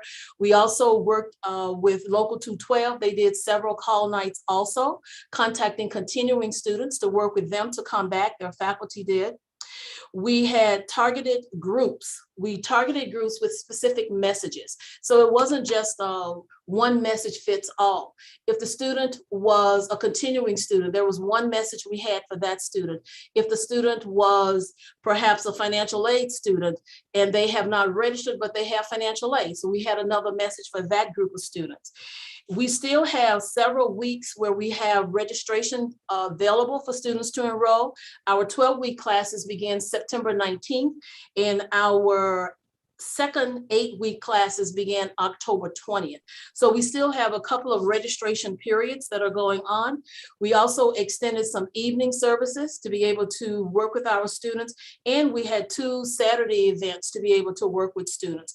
And I'm going to ask Tony if he would share some of the marketing activities that we're currently doing. Thanks, Dr. Adams, and thanks as always for the partnership. So just, and it is on the next slide, I believe, in this document. So just a quick recap is, what we do 50 weeks out of the year continues now, and that's an application drive to get students to complete applications. We target high school students and adults and their influencers, including school counselors. And then we also have supplemental campaigns at specific times of the year around Promise, Restart, and supporting our work to becoming a Hispanic serving institution and really targeting the Hispanic, Latino, Latita community with campaigns that are built based on focus groups and surveys of what messages resonate most closely with those groups. We also are doing campaigns to move students throughout the funnel, right? So we're driving those applications at the top. Then we have digital campaigns aimed at someone who submitted an application, but it's not complete. We're missing their transcripts. And we actually did a complimentary postcard campaign that we should start seeing the fruits of very shortly, in addition to the digital piece. And then among our completed applicants who haven't registered, there's another digital campaign to say, take the next step and registered. And then as we've worked on trying to get as few students as possible deregistered for lack of payment, we've also reached out to those students who are registered but didn't have payments with targeted digital ads, encouraging them to set up a payment option, whether that's financial aid or a payment plan or other opportunities. So some of the things that we've been doing specifically as we see the fall semester near is an earned media, meaning news media, and an owned media, meaning channels we control like social media, student newsletters, promoting our extended hours.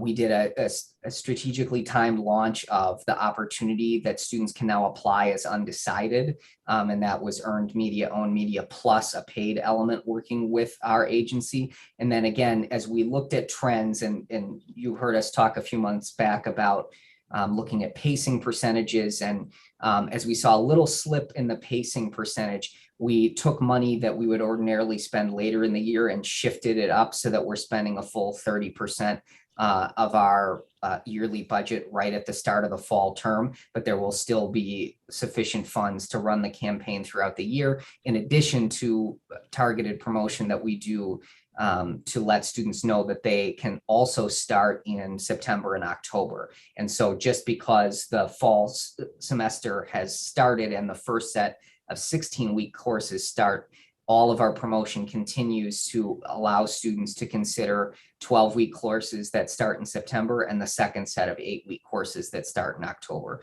So just a quick kind of recap of what we're always doing, and then some specific efforts that we took as this fall semester approaches for this year. So thanks.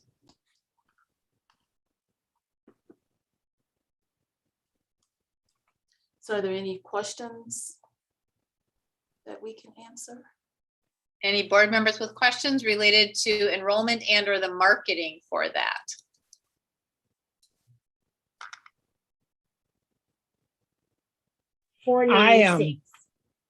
I think I had a question, but I'm going to save it till we get to new business. Okay, thank you, Director Wilson. I heard somebody else.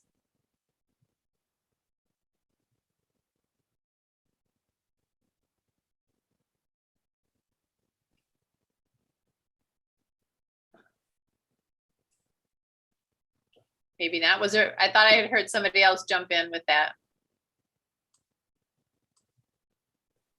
Okay, going once, going twice.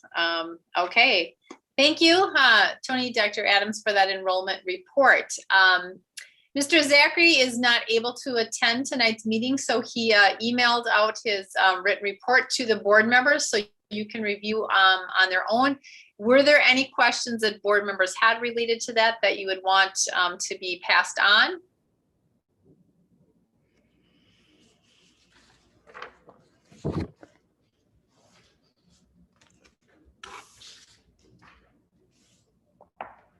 I know that Director Diaz recently took a tour of the Milwaukee PBS station, so hopefully that was a great experience.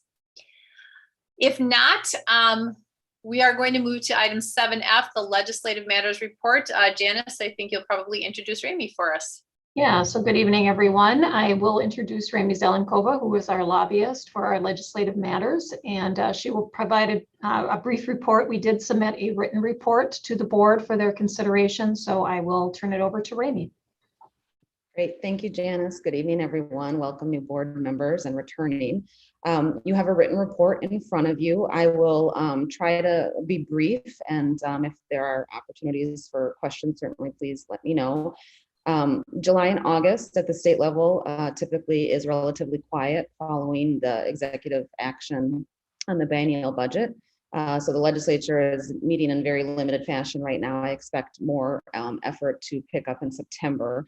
I will quickly highlight several standalone pieces of legislation that we've engaged in and been monitoring throughout the legislative session thus far. And I'll be brief in describing them. Wisconsin Assembly Bill 60, this relates to publication of proceedings for meetings held by governmental bodies like the college. The bill has passed the Senate. MATC is supportive of this because the bill would allow us to publish meeting minutes, notices, etc., electronically. Assembly action is pending. It is in a committee. Currently, the committee chair is not supportive of the legislation. The legislation is opposed by the Newspaper Association. So we'll see if there's an opportunity this fall for the bill to move. It has been introduced in prior sessions, and some of those concerns remain from the Newspaper Association. Assembly Bill 266, this would not apply to the college. We are already able to offer Associate of Arts and Science transfer programs. However, not all colleges have that ability. I think Director Foley mentioned this earlier this evening. It's something that the District Boards Association is really working hard on. It has received a recommendation for passage in the Assembly. Senate action is pending. I'll also note that the governor also included the same language in his budget recommendation. So again, a bill that could certainly continue to see some deliberation yet this fall. Assembly Bill 195, this relates to athletic teams based on sex of participants. The bills have received hearings. The governor has indicated that he would veto the legislation. The bills as drafted do conflict with NJCAA guidelines. And then a more recent addition that I think will be new for all board members added to this report for this evening, Assembly Bill 347. The legislation would prohibit both UW system and also technical college system from requiring testing or proof of vaccine against COVID-19. The Assembly has already recommended, the Assembly Committee, excuse me, has already recommended passage of the legislation. Senate action is pending. I'm sure many of you have also seen some headlines specific to UW system and the administrative rules process as well. So those are the standalone pieces of legislation. I also just want to mention today that the governor announced a $250 million program that would allow local governments through a competitive grant process to apply for funding to support through a neighborhood investment fund. I bring this up because MATC has been supportive of a number of initiatives specific to childcare, transit, affordable housing, etc. So this could certainly be something positive. Again, this was just announced this morning, so I don't have any additional details at this time. So those are some standalone items. I've included the biennial budget provisions on the report. Many of you have seen this now for several months. The budget, as we know, has been signed. You can see the highlights there specific to the impact on the technical college system. And then very briefly, I'll just highlight the federal level budget reconciliation is occurring. And certainly there are some good things at the federal level specific to colleges and students, et cetera. So I will conclude my report and be available for any questions. Thank you. Are there questions? I have one question. Sure, Director Baker. Oh, hi, Rainey, long time. Good to see you. The Assembly Bill 347, Senate Bill 375. Tommy Thompson was quoted from the UW system to a certain amount of bravado. Has he taken a stand on something new in the system? So separate from this particular piece of legislation, through the administrative rulemaking process, the co-chairs of that committee, the JCRER committee, approximately 2 or 3 weeks ago, said that the UW system is required under the statutory, under statute through the administrative rulemaking process to submit to the committee their plans specific to COVID testing, et cetera. That's the simplified version there. And Tommy Thompson came out today and essentially said that they will not be submitting their plan and rules to the committee. The committee co-chairs had requested that the committee receive that by September 2nd. So it appears that that's not going to happen and that there's going to be some sort of standoff. And I expect probably potential lawsuit. We'll see how it plays out. But that's how the UW system has responded thus far. The issue is not touched the technical college system. And the focus has been on UW system. But as of right now, it does seem like there'll be some sort of standoff among the 2 co-chairs of that committee and UW system interim, Tommy Thompson.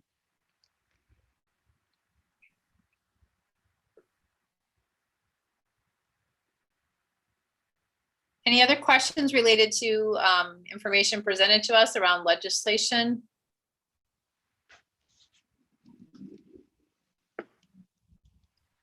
If not, thank you, Remy, for that report. Thank you.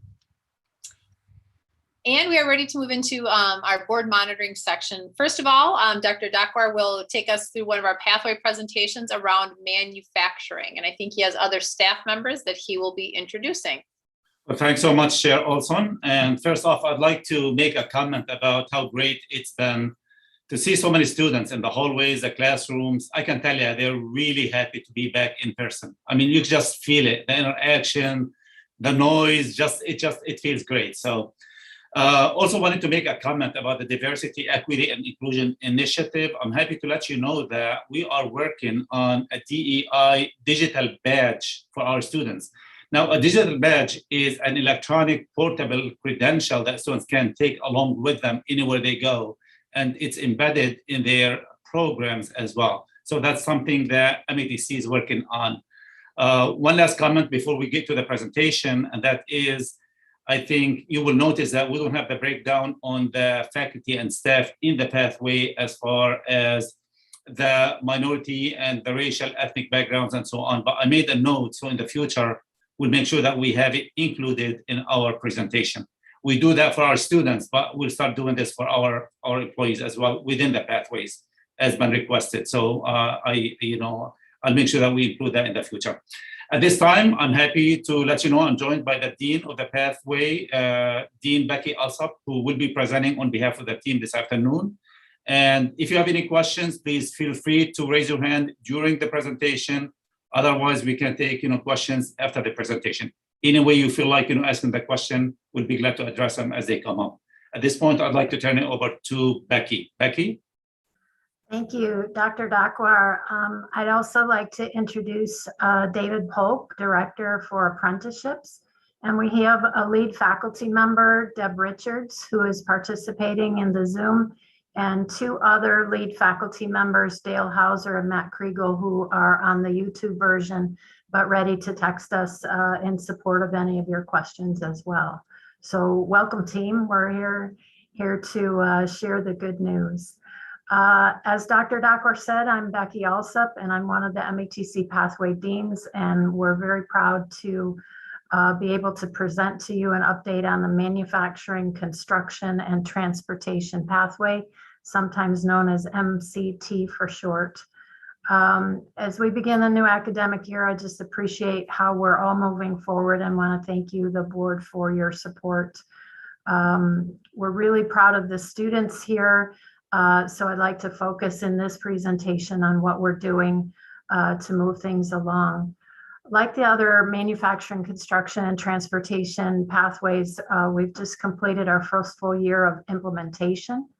We've made a successful transition in MCT to working virtually while things were shut down and now back again. Due to the nature of our programs, we're among the first to return to holding face-to-face classes and supporting our students both virtually and in person to make their college experience as seamless as possible. Next slide, please. Our collaborative pathway team is awesome, and they're ready to assist students in person at the Milwaukee and Oak Creek campuses and at our Walker Square location. We have virtual services for students in any location.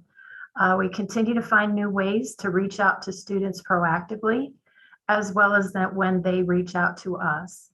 Our student success liaisons, advisors, and coaches support the students with the basics, but also delight them with things that set them up for success that they didn't even know they needed. So it's an awesome team, and you can see here the names of some of those awesome folks that are working directly with students.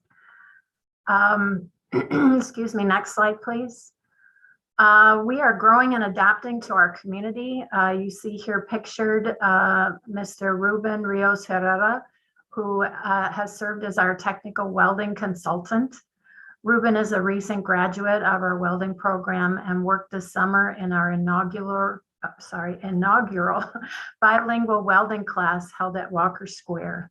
Ruben supported the students and the English-speaking instructor for an amazing learning experience. We look forward to building our bilingual offerings in welding and have just hired an additional bilingual faculty member. Next slide, please. To remind you, or for those who are new, the programs in our pathway for manufacturing, construction, and transportation. You can see these are our associate degree programs. They're very hands-on oriented, and while we have just a few associate degrees, nearly all of them have embedded credentials. And additionally, you'll see in the upcoming slides that our list of technical diplomas is lengthy. Next slide, please. We offer 25 technical diplomas to help students get the skills they need to start working right away. Our dental technician and aviation technician programs are still unique within the WTCS. Wisconsin has only 2 programs certified by the Federal Aviation Administration, and ours is one of them. Next slide, please. One of our newest technical diplomas is the CNC technician, is piloting this fall. This credential will be earned by a group of students whose unique abilities on the autism spectrum will be matched with the skills required to be a good CNC technician. The MATC advancement team has helped raise funds and coordinate this exciting new opportunity called the Uniquely Abled Academy. Our other new technical diploma is Advanced Metal Fabrication, also starting this week at our MEC1 campus. Next slide, please. METC and the Manufacturing, Construction, Transportation pathway is also associated with 16 apprentice programs. You can see them listed there. We're very proud to offer 2 new apprenticeships, facilities maintenance technician and truck driving. Thanks to the great collaboration between our MATC apprenticeship office and the MCT pathway, these new apprenticeships are now available to students and employers without having to change much in the way of curriculum. So it makes it easier for the students and the employers as well as the students. Please note that there are also several students who transitioned from an MATC degree or diploma program into one of our apprenticeships and vice versa. So they are also supported by the pathway team. Next slide. Here you can see the overall student demographics in the manufacturing, construction, and transportation pathway. Next slide, please. And some information about the students as well. More than 75% of our students are part-time. To serve this population, we offer shorter term training and classes that incorporate work experience. Compared to the college overall, we have a higher number of students who are from younger age groups. And while we see a slight increase in the number of women in our programs, we still have a lot of work to do to invite more women to consider careers in manufacturing, construction, and transportation.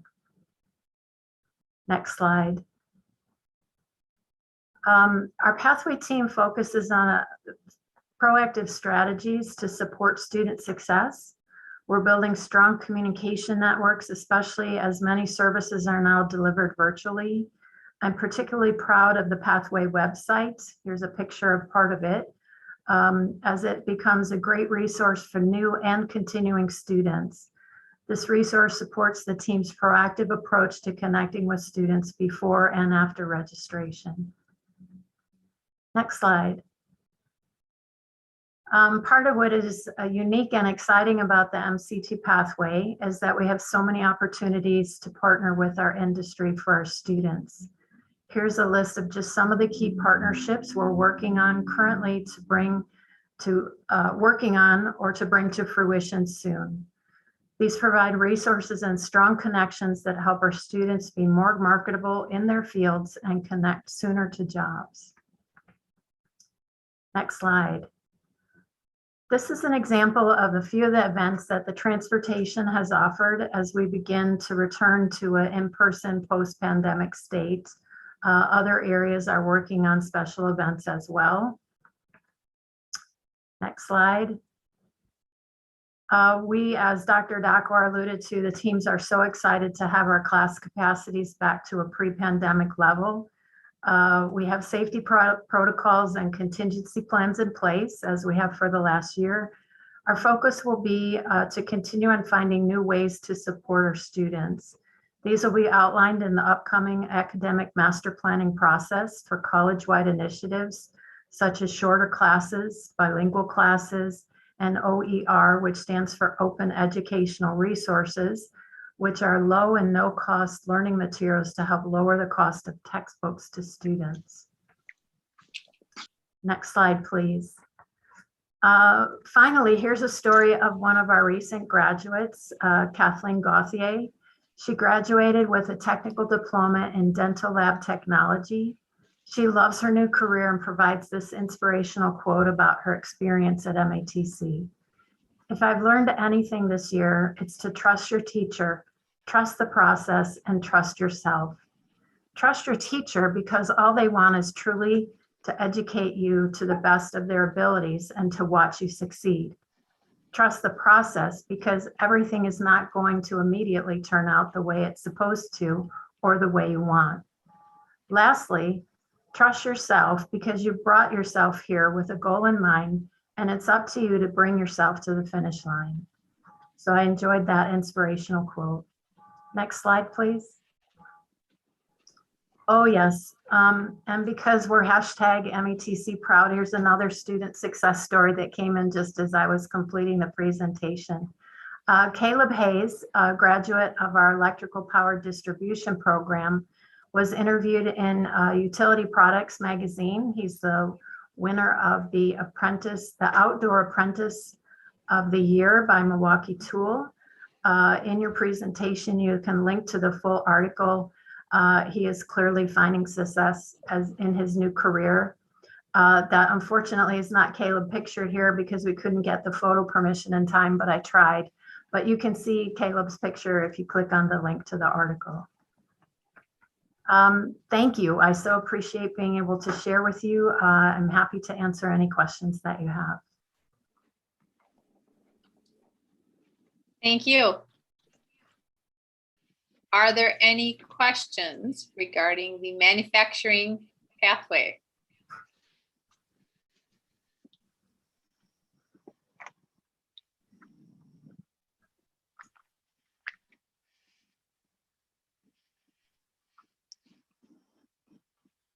You did a great job of keeping it succinct and tight, and it was very informative. So thank you for that very much. Thank you. Next, sorry. Thank you so much. I appreciate it. You're welcome. Next, we have our annual sustainability report by Ginny Rothy. Yes, good evening. I'm going to try to be more succinct than Becky and not take up much time. I know this is the end of a long meeting. So it's my pleasure to give an annual report to the board each year on how MATC has performed and how we have progressed towards our college goals. So to remind the board, we do have 3 major sustainability goals when it comes to energy and carbon savings. We had a goal that has passed of a 20% reduction from our baseline year in energy use. We also have our next goal of a 50% reduction in energy use by 2030 and a matching goal of a 2030 carbon neutral goal for the college. So these are lofty goals.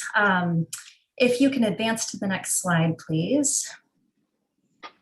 Lofty goals, but we can show how we've been doing, and actually a silver lining of the COVID pandemic was the savings that we were able to achieve in energy use last year. So you can see some considerable savings that we realized last year.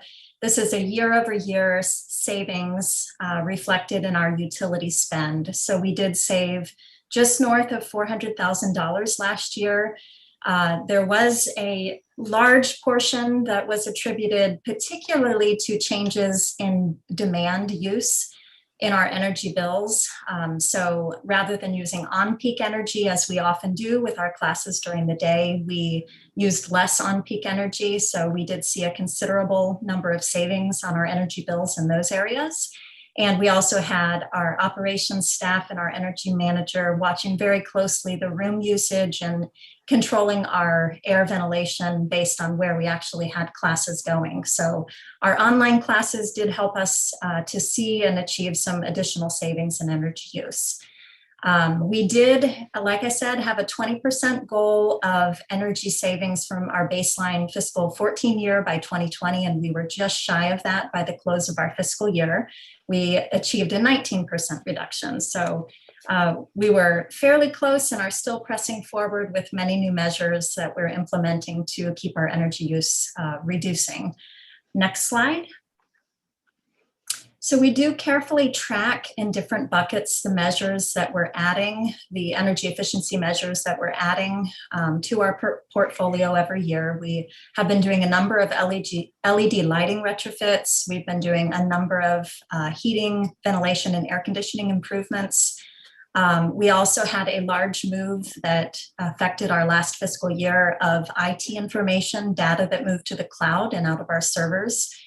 So we do track those energy savings, and it is worth noting we started last year or the year before reflecting these savings back to the board as cumulative savings, because if we do heating, ventilation, air conditioning improvement, obviously those savings do not just end at 1 year, they are continuing each year. So those are energy savings that continue each year, and we have been tracking since 2016. We're nearing $1 million in savings since 2016, so we're very proud of that. Next slide.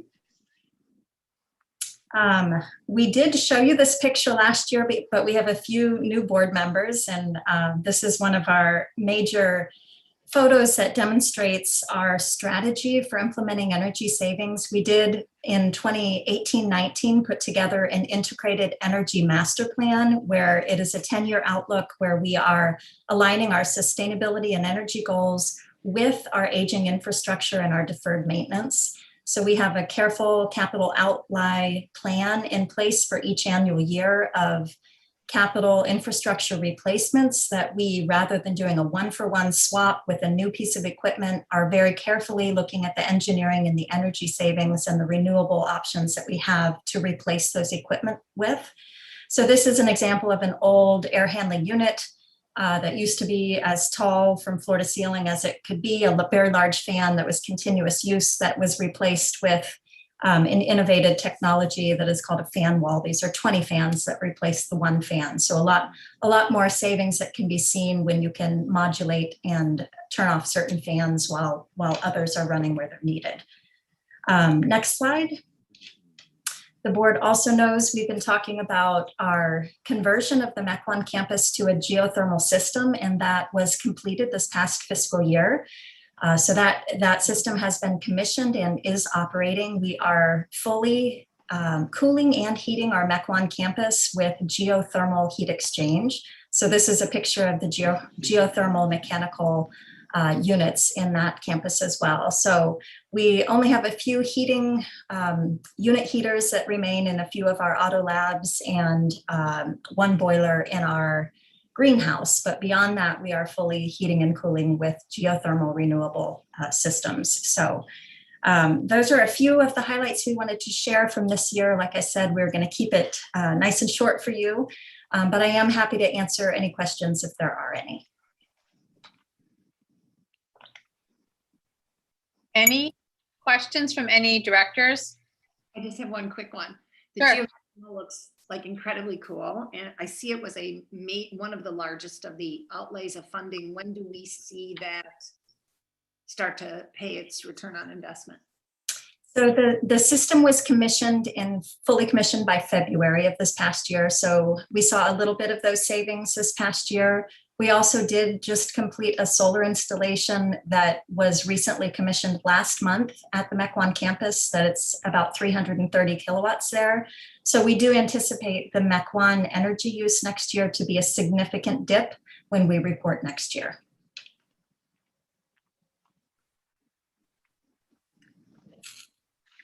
I have a question related to the decrease in the cost. And you had attributed to some of that significant because we did not have as many students on campus and the use of that. So I guess knowing that, and we fell just shy of our goal of 20%, I know it's probably hard for you to anticipate what that would have been had it not been, a COVID year and using less of the facility. So I guess that was just a question that I had, since that, we fell short, and would have that line been a little bit more flat, even not knowing that we did recoup some of that? Yeah, I think the encouraging piece in that is in your board agenda, you can see a little more detail on the numbers. That 14% savings is in costs. And again, as I explained, much of it has to do with the demand fees that were charged by the utility, the on-peak or off-peak energy. So again, our costs kind of shifted off-peak and less on-peak. So we saw a considerable number of dollar savings. So that 14% savings was in year-over-year spend. But our energy use year-over-year was a 4% decrease that you can see in your agenda. And last year, when we reported to the board, it was a 5% decrease. So I do think we are still trending pretty normally for what we have been decreasing and the new measures we've been implementing every year. Okay, thank you. Any other questions from any other board members? Otherwise, thank you for that annual report.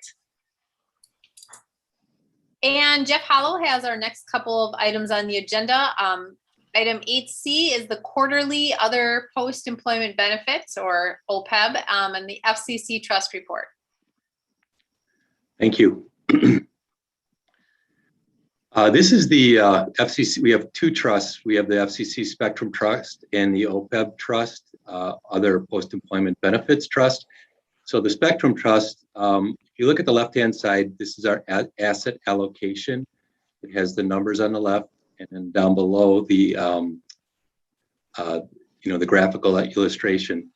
And when we look at the right-hand side, this is our performance. And one of the things that I wanted to kind of point out is that the brown shaded or gray shaded bar is the actual performance, and the blue shade is the blended benchmark. So in all categories, our PFM, our investment advisors, have outperformed the blended benchmark, which is, this is great that they've been doing this. But I also want to point out that if you look at the 1 year performance, it's crazy. It's how much the market has gone up in the last year. And I think a lot of it has to do, if you look at the left-hand side, the domestic 45%, that's where we see a big increase, and 45% of our asset allocation was in the domestic equity section. Down below on the right-hand side, we can see the quarter, we can see the beginning market value at the beginning of the quarter, and then also on the right-hand side since inception. For the new board members, we received back in October of 2017, we received $84.9 million from the FCC Trust. You can see we've had disbursements since inception of a little over 13 million, with a total dollar return of over or close to 39.5 million. And the total value at the end of June was 110 point, almost 110.5 million. As of yesterday, the total value is $111,372,760. So I'll just pause to see if there's any questions related to the FCC Spectrum Trust.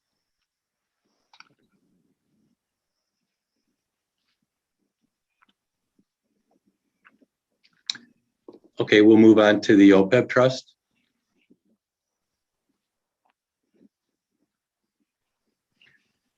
The layout is exactly the same. We have the asset allocation on the left and the performance summary on the right.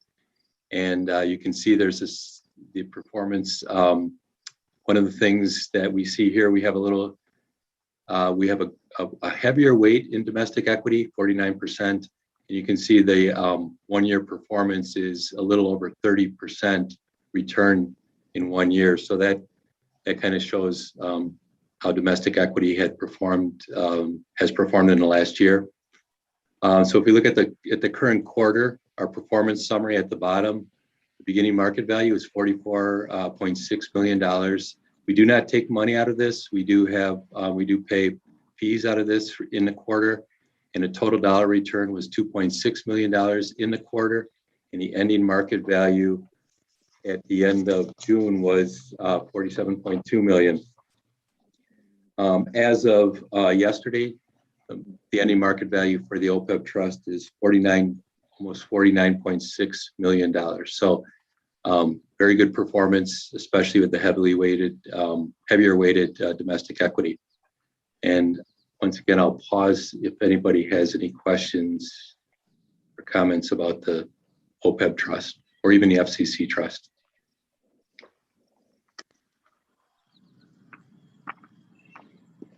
I just one question, and I do think that Mr. Hollow, you and I have not had a chance to sit down, and I won't occupy the board's time with some more specific questions when we get a chance to do that. But just so I understand, so this particular trust was just started in 2019 because the Opeb savings was started before that, correct? I believe the Opeb Trust started a while before that, but the data, I don't think PFM, our investment advisor, was able to get the information prior to that. So they took over in March of 19. So I think that's the reason why they used their inception date as 2019.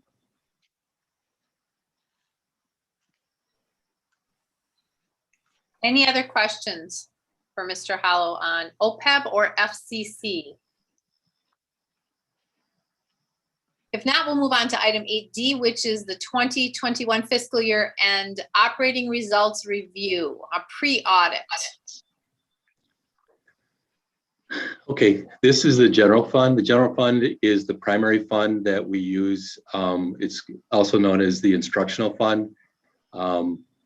So if we look at the two left-hand columns, it's the previous fiscal year, the full year ending June 2020, compared to the full.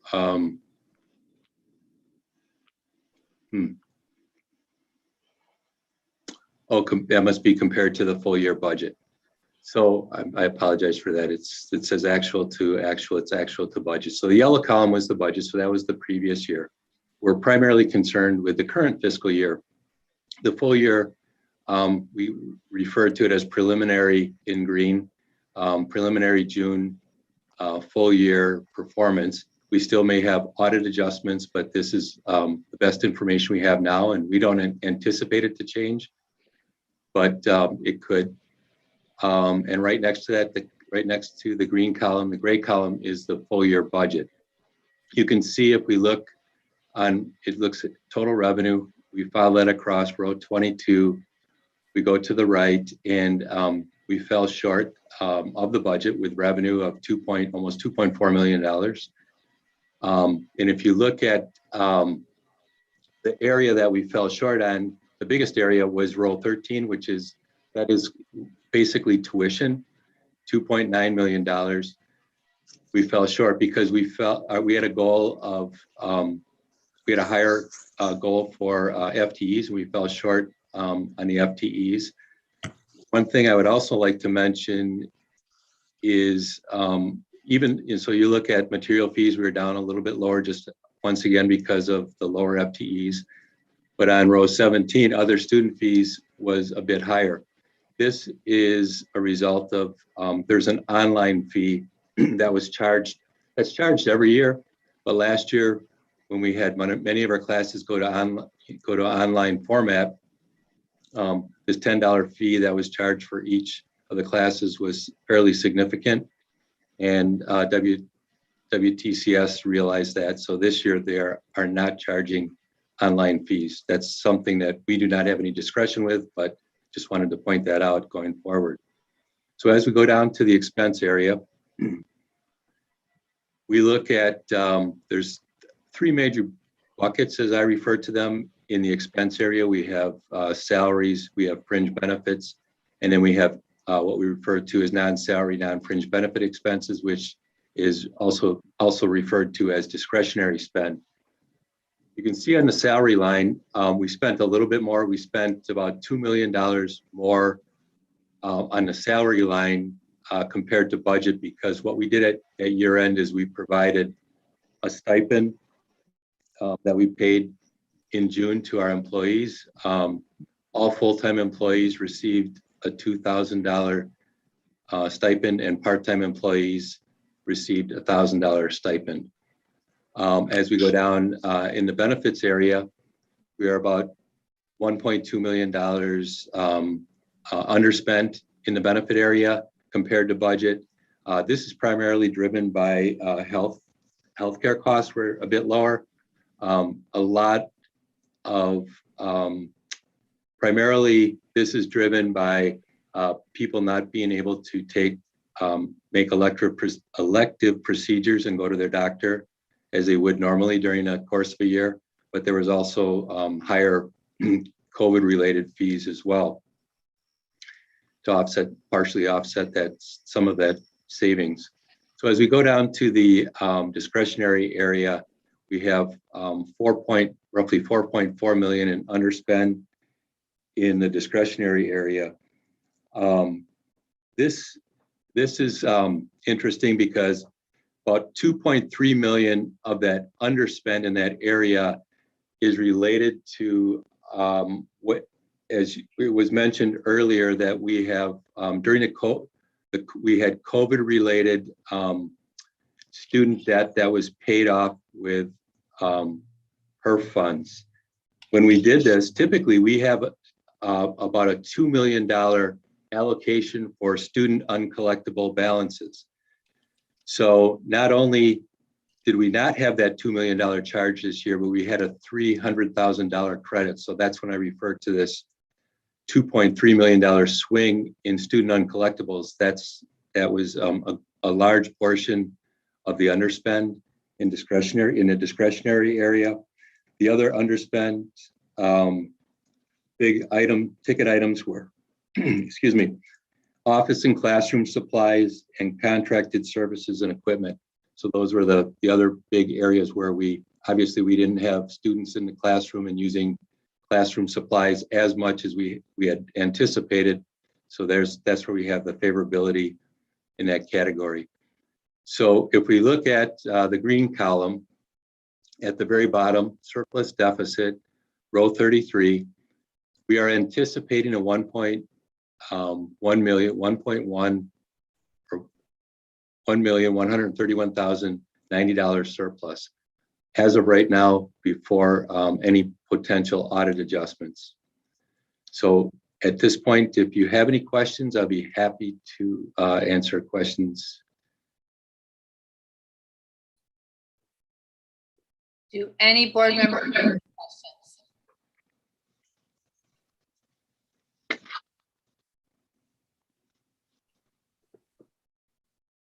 If not, we can move forward with the Milwaukee PBS financial statements. Let's do so. Okay, on the far left side, you can see we have last year fiscal year 2020. And then also the blue column, the second column is the previous fiscal year 21 ending June 30th, full year actual before any audit adjustments. And then to the right of that, we have the budget. And the yellow column on the right hand shows us the variance to budget. So one of the things I'd like to point out is if we look at the two top rows, the CPB grant and development. Development is fundraising. Together, both of those have provided roughly $1.2 million in favorable revenue compared to budget. That says a lot about development. They did a great job raising money during the year, and then also the grants that were received were significant. And if you look down a little bit lower, we had budgeted close to $1.2 million in Spectrum proceeds. If you remember, and even if you're a new member, I'll let you know that the Spectrum Auction Trust also provides any shortfall related to Milwaukee Public Television. One of the goals of the trust is to ensure that the financial sustainability of Milwaukee Public Television. So we had budgeted close to $1.2 million in an allocation from the FCC trust, which you'll see if you look at, you see the surplus at the bottom, the $3.8 million. We will not be making an allocation from the FCC trust this year. So, so basically the revenue came in, the operating revenue came in fairly flat to budget, but we had a significant performance from the grant and the fundraising area. And then our expenses were pretty much well about $800,000 or $900,000 below what we had budgeted, and we had an operating surplus of just a little over $1 million. And then as we go down a little bit lower, there's some other items there that these are just basically they issue their own bonds. That the middle section, capital and debt service, that really does not affect operating, but we also have interest income. We have money, the Milwaukee Public Television has money at the foundation, and they earned $277,000 in interest income. And one of the big reversals from last year is they had close to $2.5 million in investment income. Capital gains is the primary driver for that $2.5 million. And ultimate, so the bottom line is the surplus for the year was $3.8 million without the support of FCC Spectrum proceeds. So I'll pause to answer any questions if you have questions related to Milwaukee Public Television performance this year. I think that's good news related to not having to pull from the FCC piece of it. So very good news. Mm-hmm. Okay, that's the end of my report. Great, thank you. Thank you. We will now move on to new business. So, Madam Chair. Yes. In an effort to make sure that I don't enter into a conversation we're not noticed for at this point, I'll keep this very simple. I would like to move, let's see, that the board direct the administration to explore implementing mandatory COVID vaccinations for all employees and students, and that we explore the legality of enforcing it and the means that we make sure that people know how to be accommodated or access a waiver, how we would test people who are not vaccinated, and what incentives we would provide to employees or students. And I would move that forward. Second. So I'm gonna do a point of order just to Janice to make sure that I'm understanding the new business piece of it correct. Different things allow for different things to happen under new business. So I just want to make sure, Janice, if you could clarify what this process is or what that looks like and what's allowed for under new business. I think it's fine that she make a motion for a future board agenda item under this particular topic. So we're not discussing it here. She's just mainly moving the motion forward that the administration come back next month and have an agenda item to further discuss. So I think it's fine. So we have a second on it. So then I would take a vote to determine if the board as a whole, and that I'm guessing just has to be a voice vote, or unless somebody calls for a roll call vote, correct? Correct. Second. Okay, so Dr. Wilson, second that motion.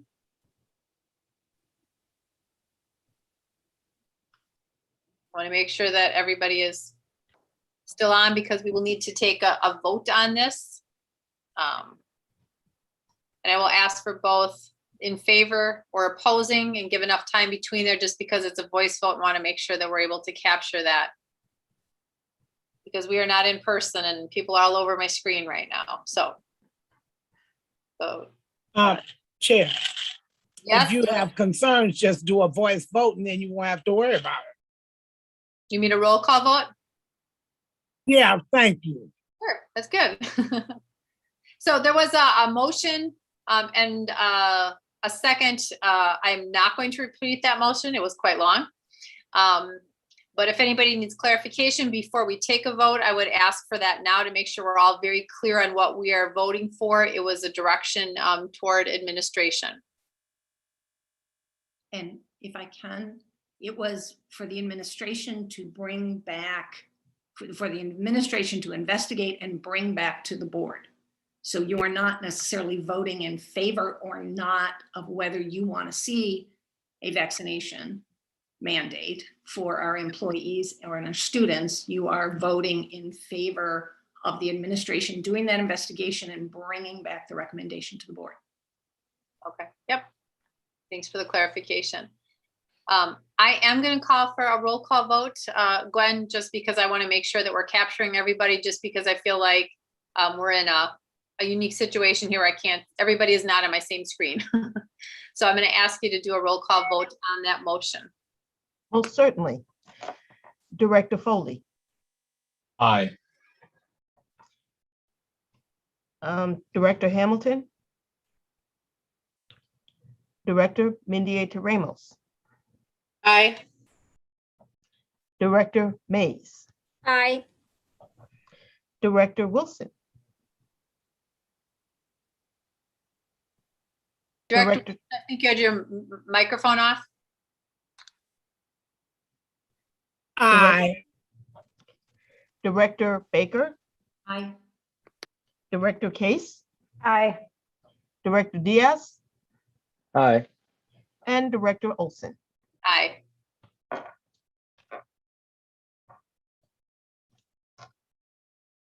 So thank you for that. We do have a motion and a second, which was for administration to bring that back to us at our next meeting, which really does. If there's any, is there any additional new business that people have?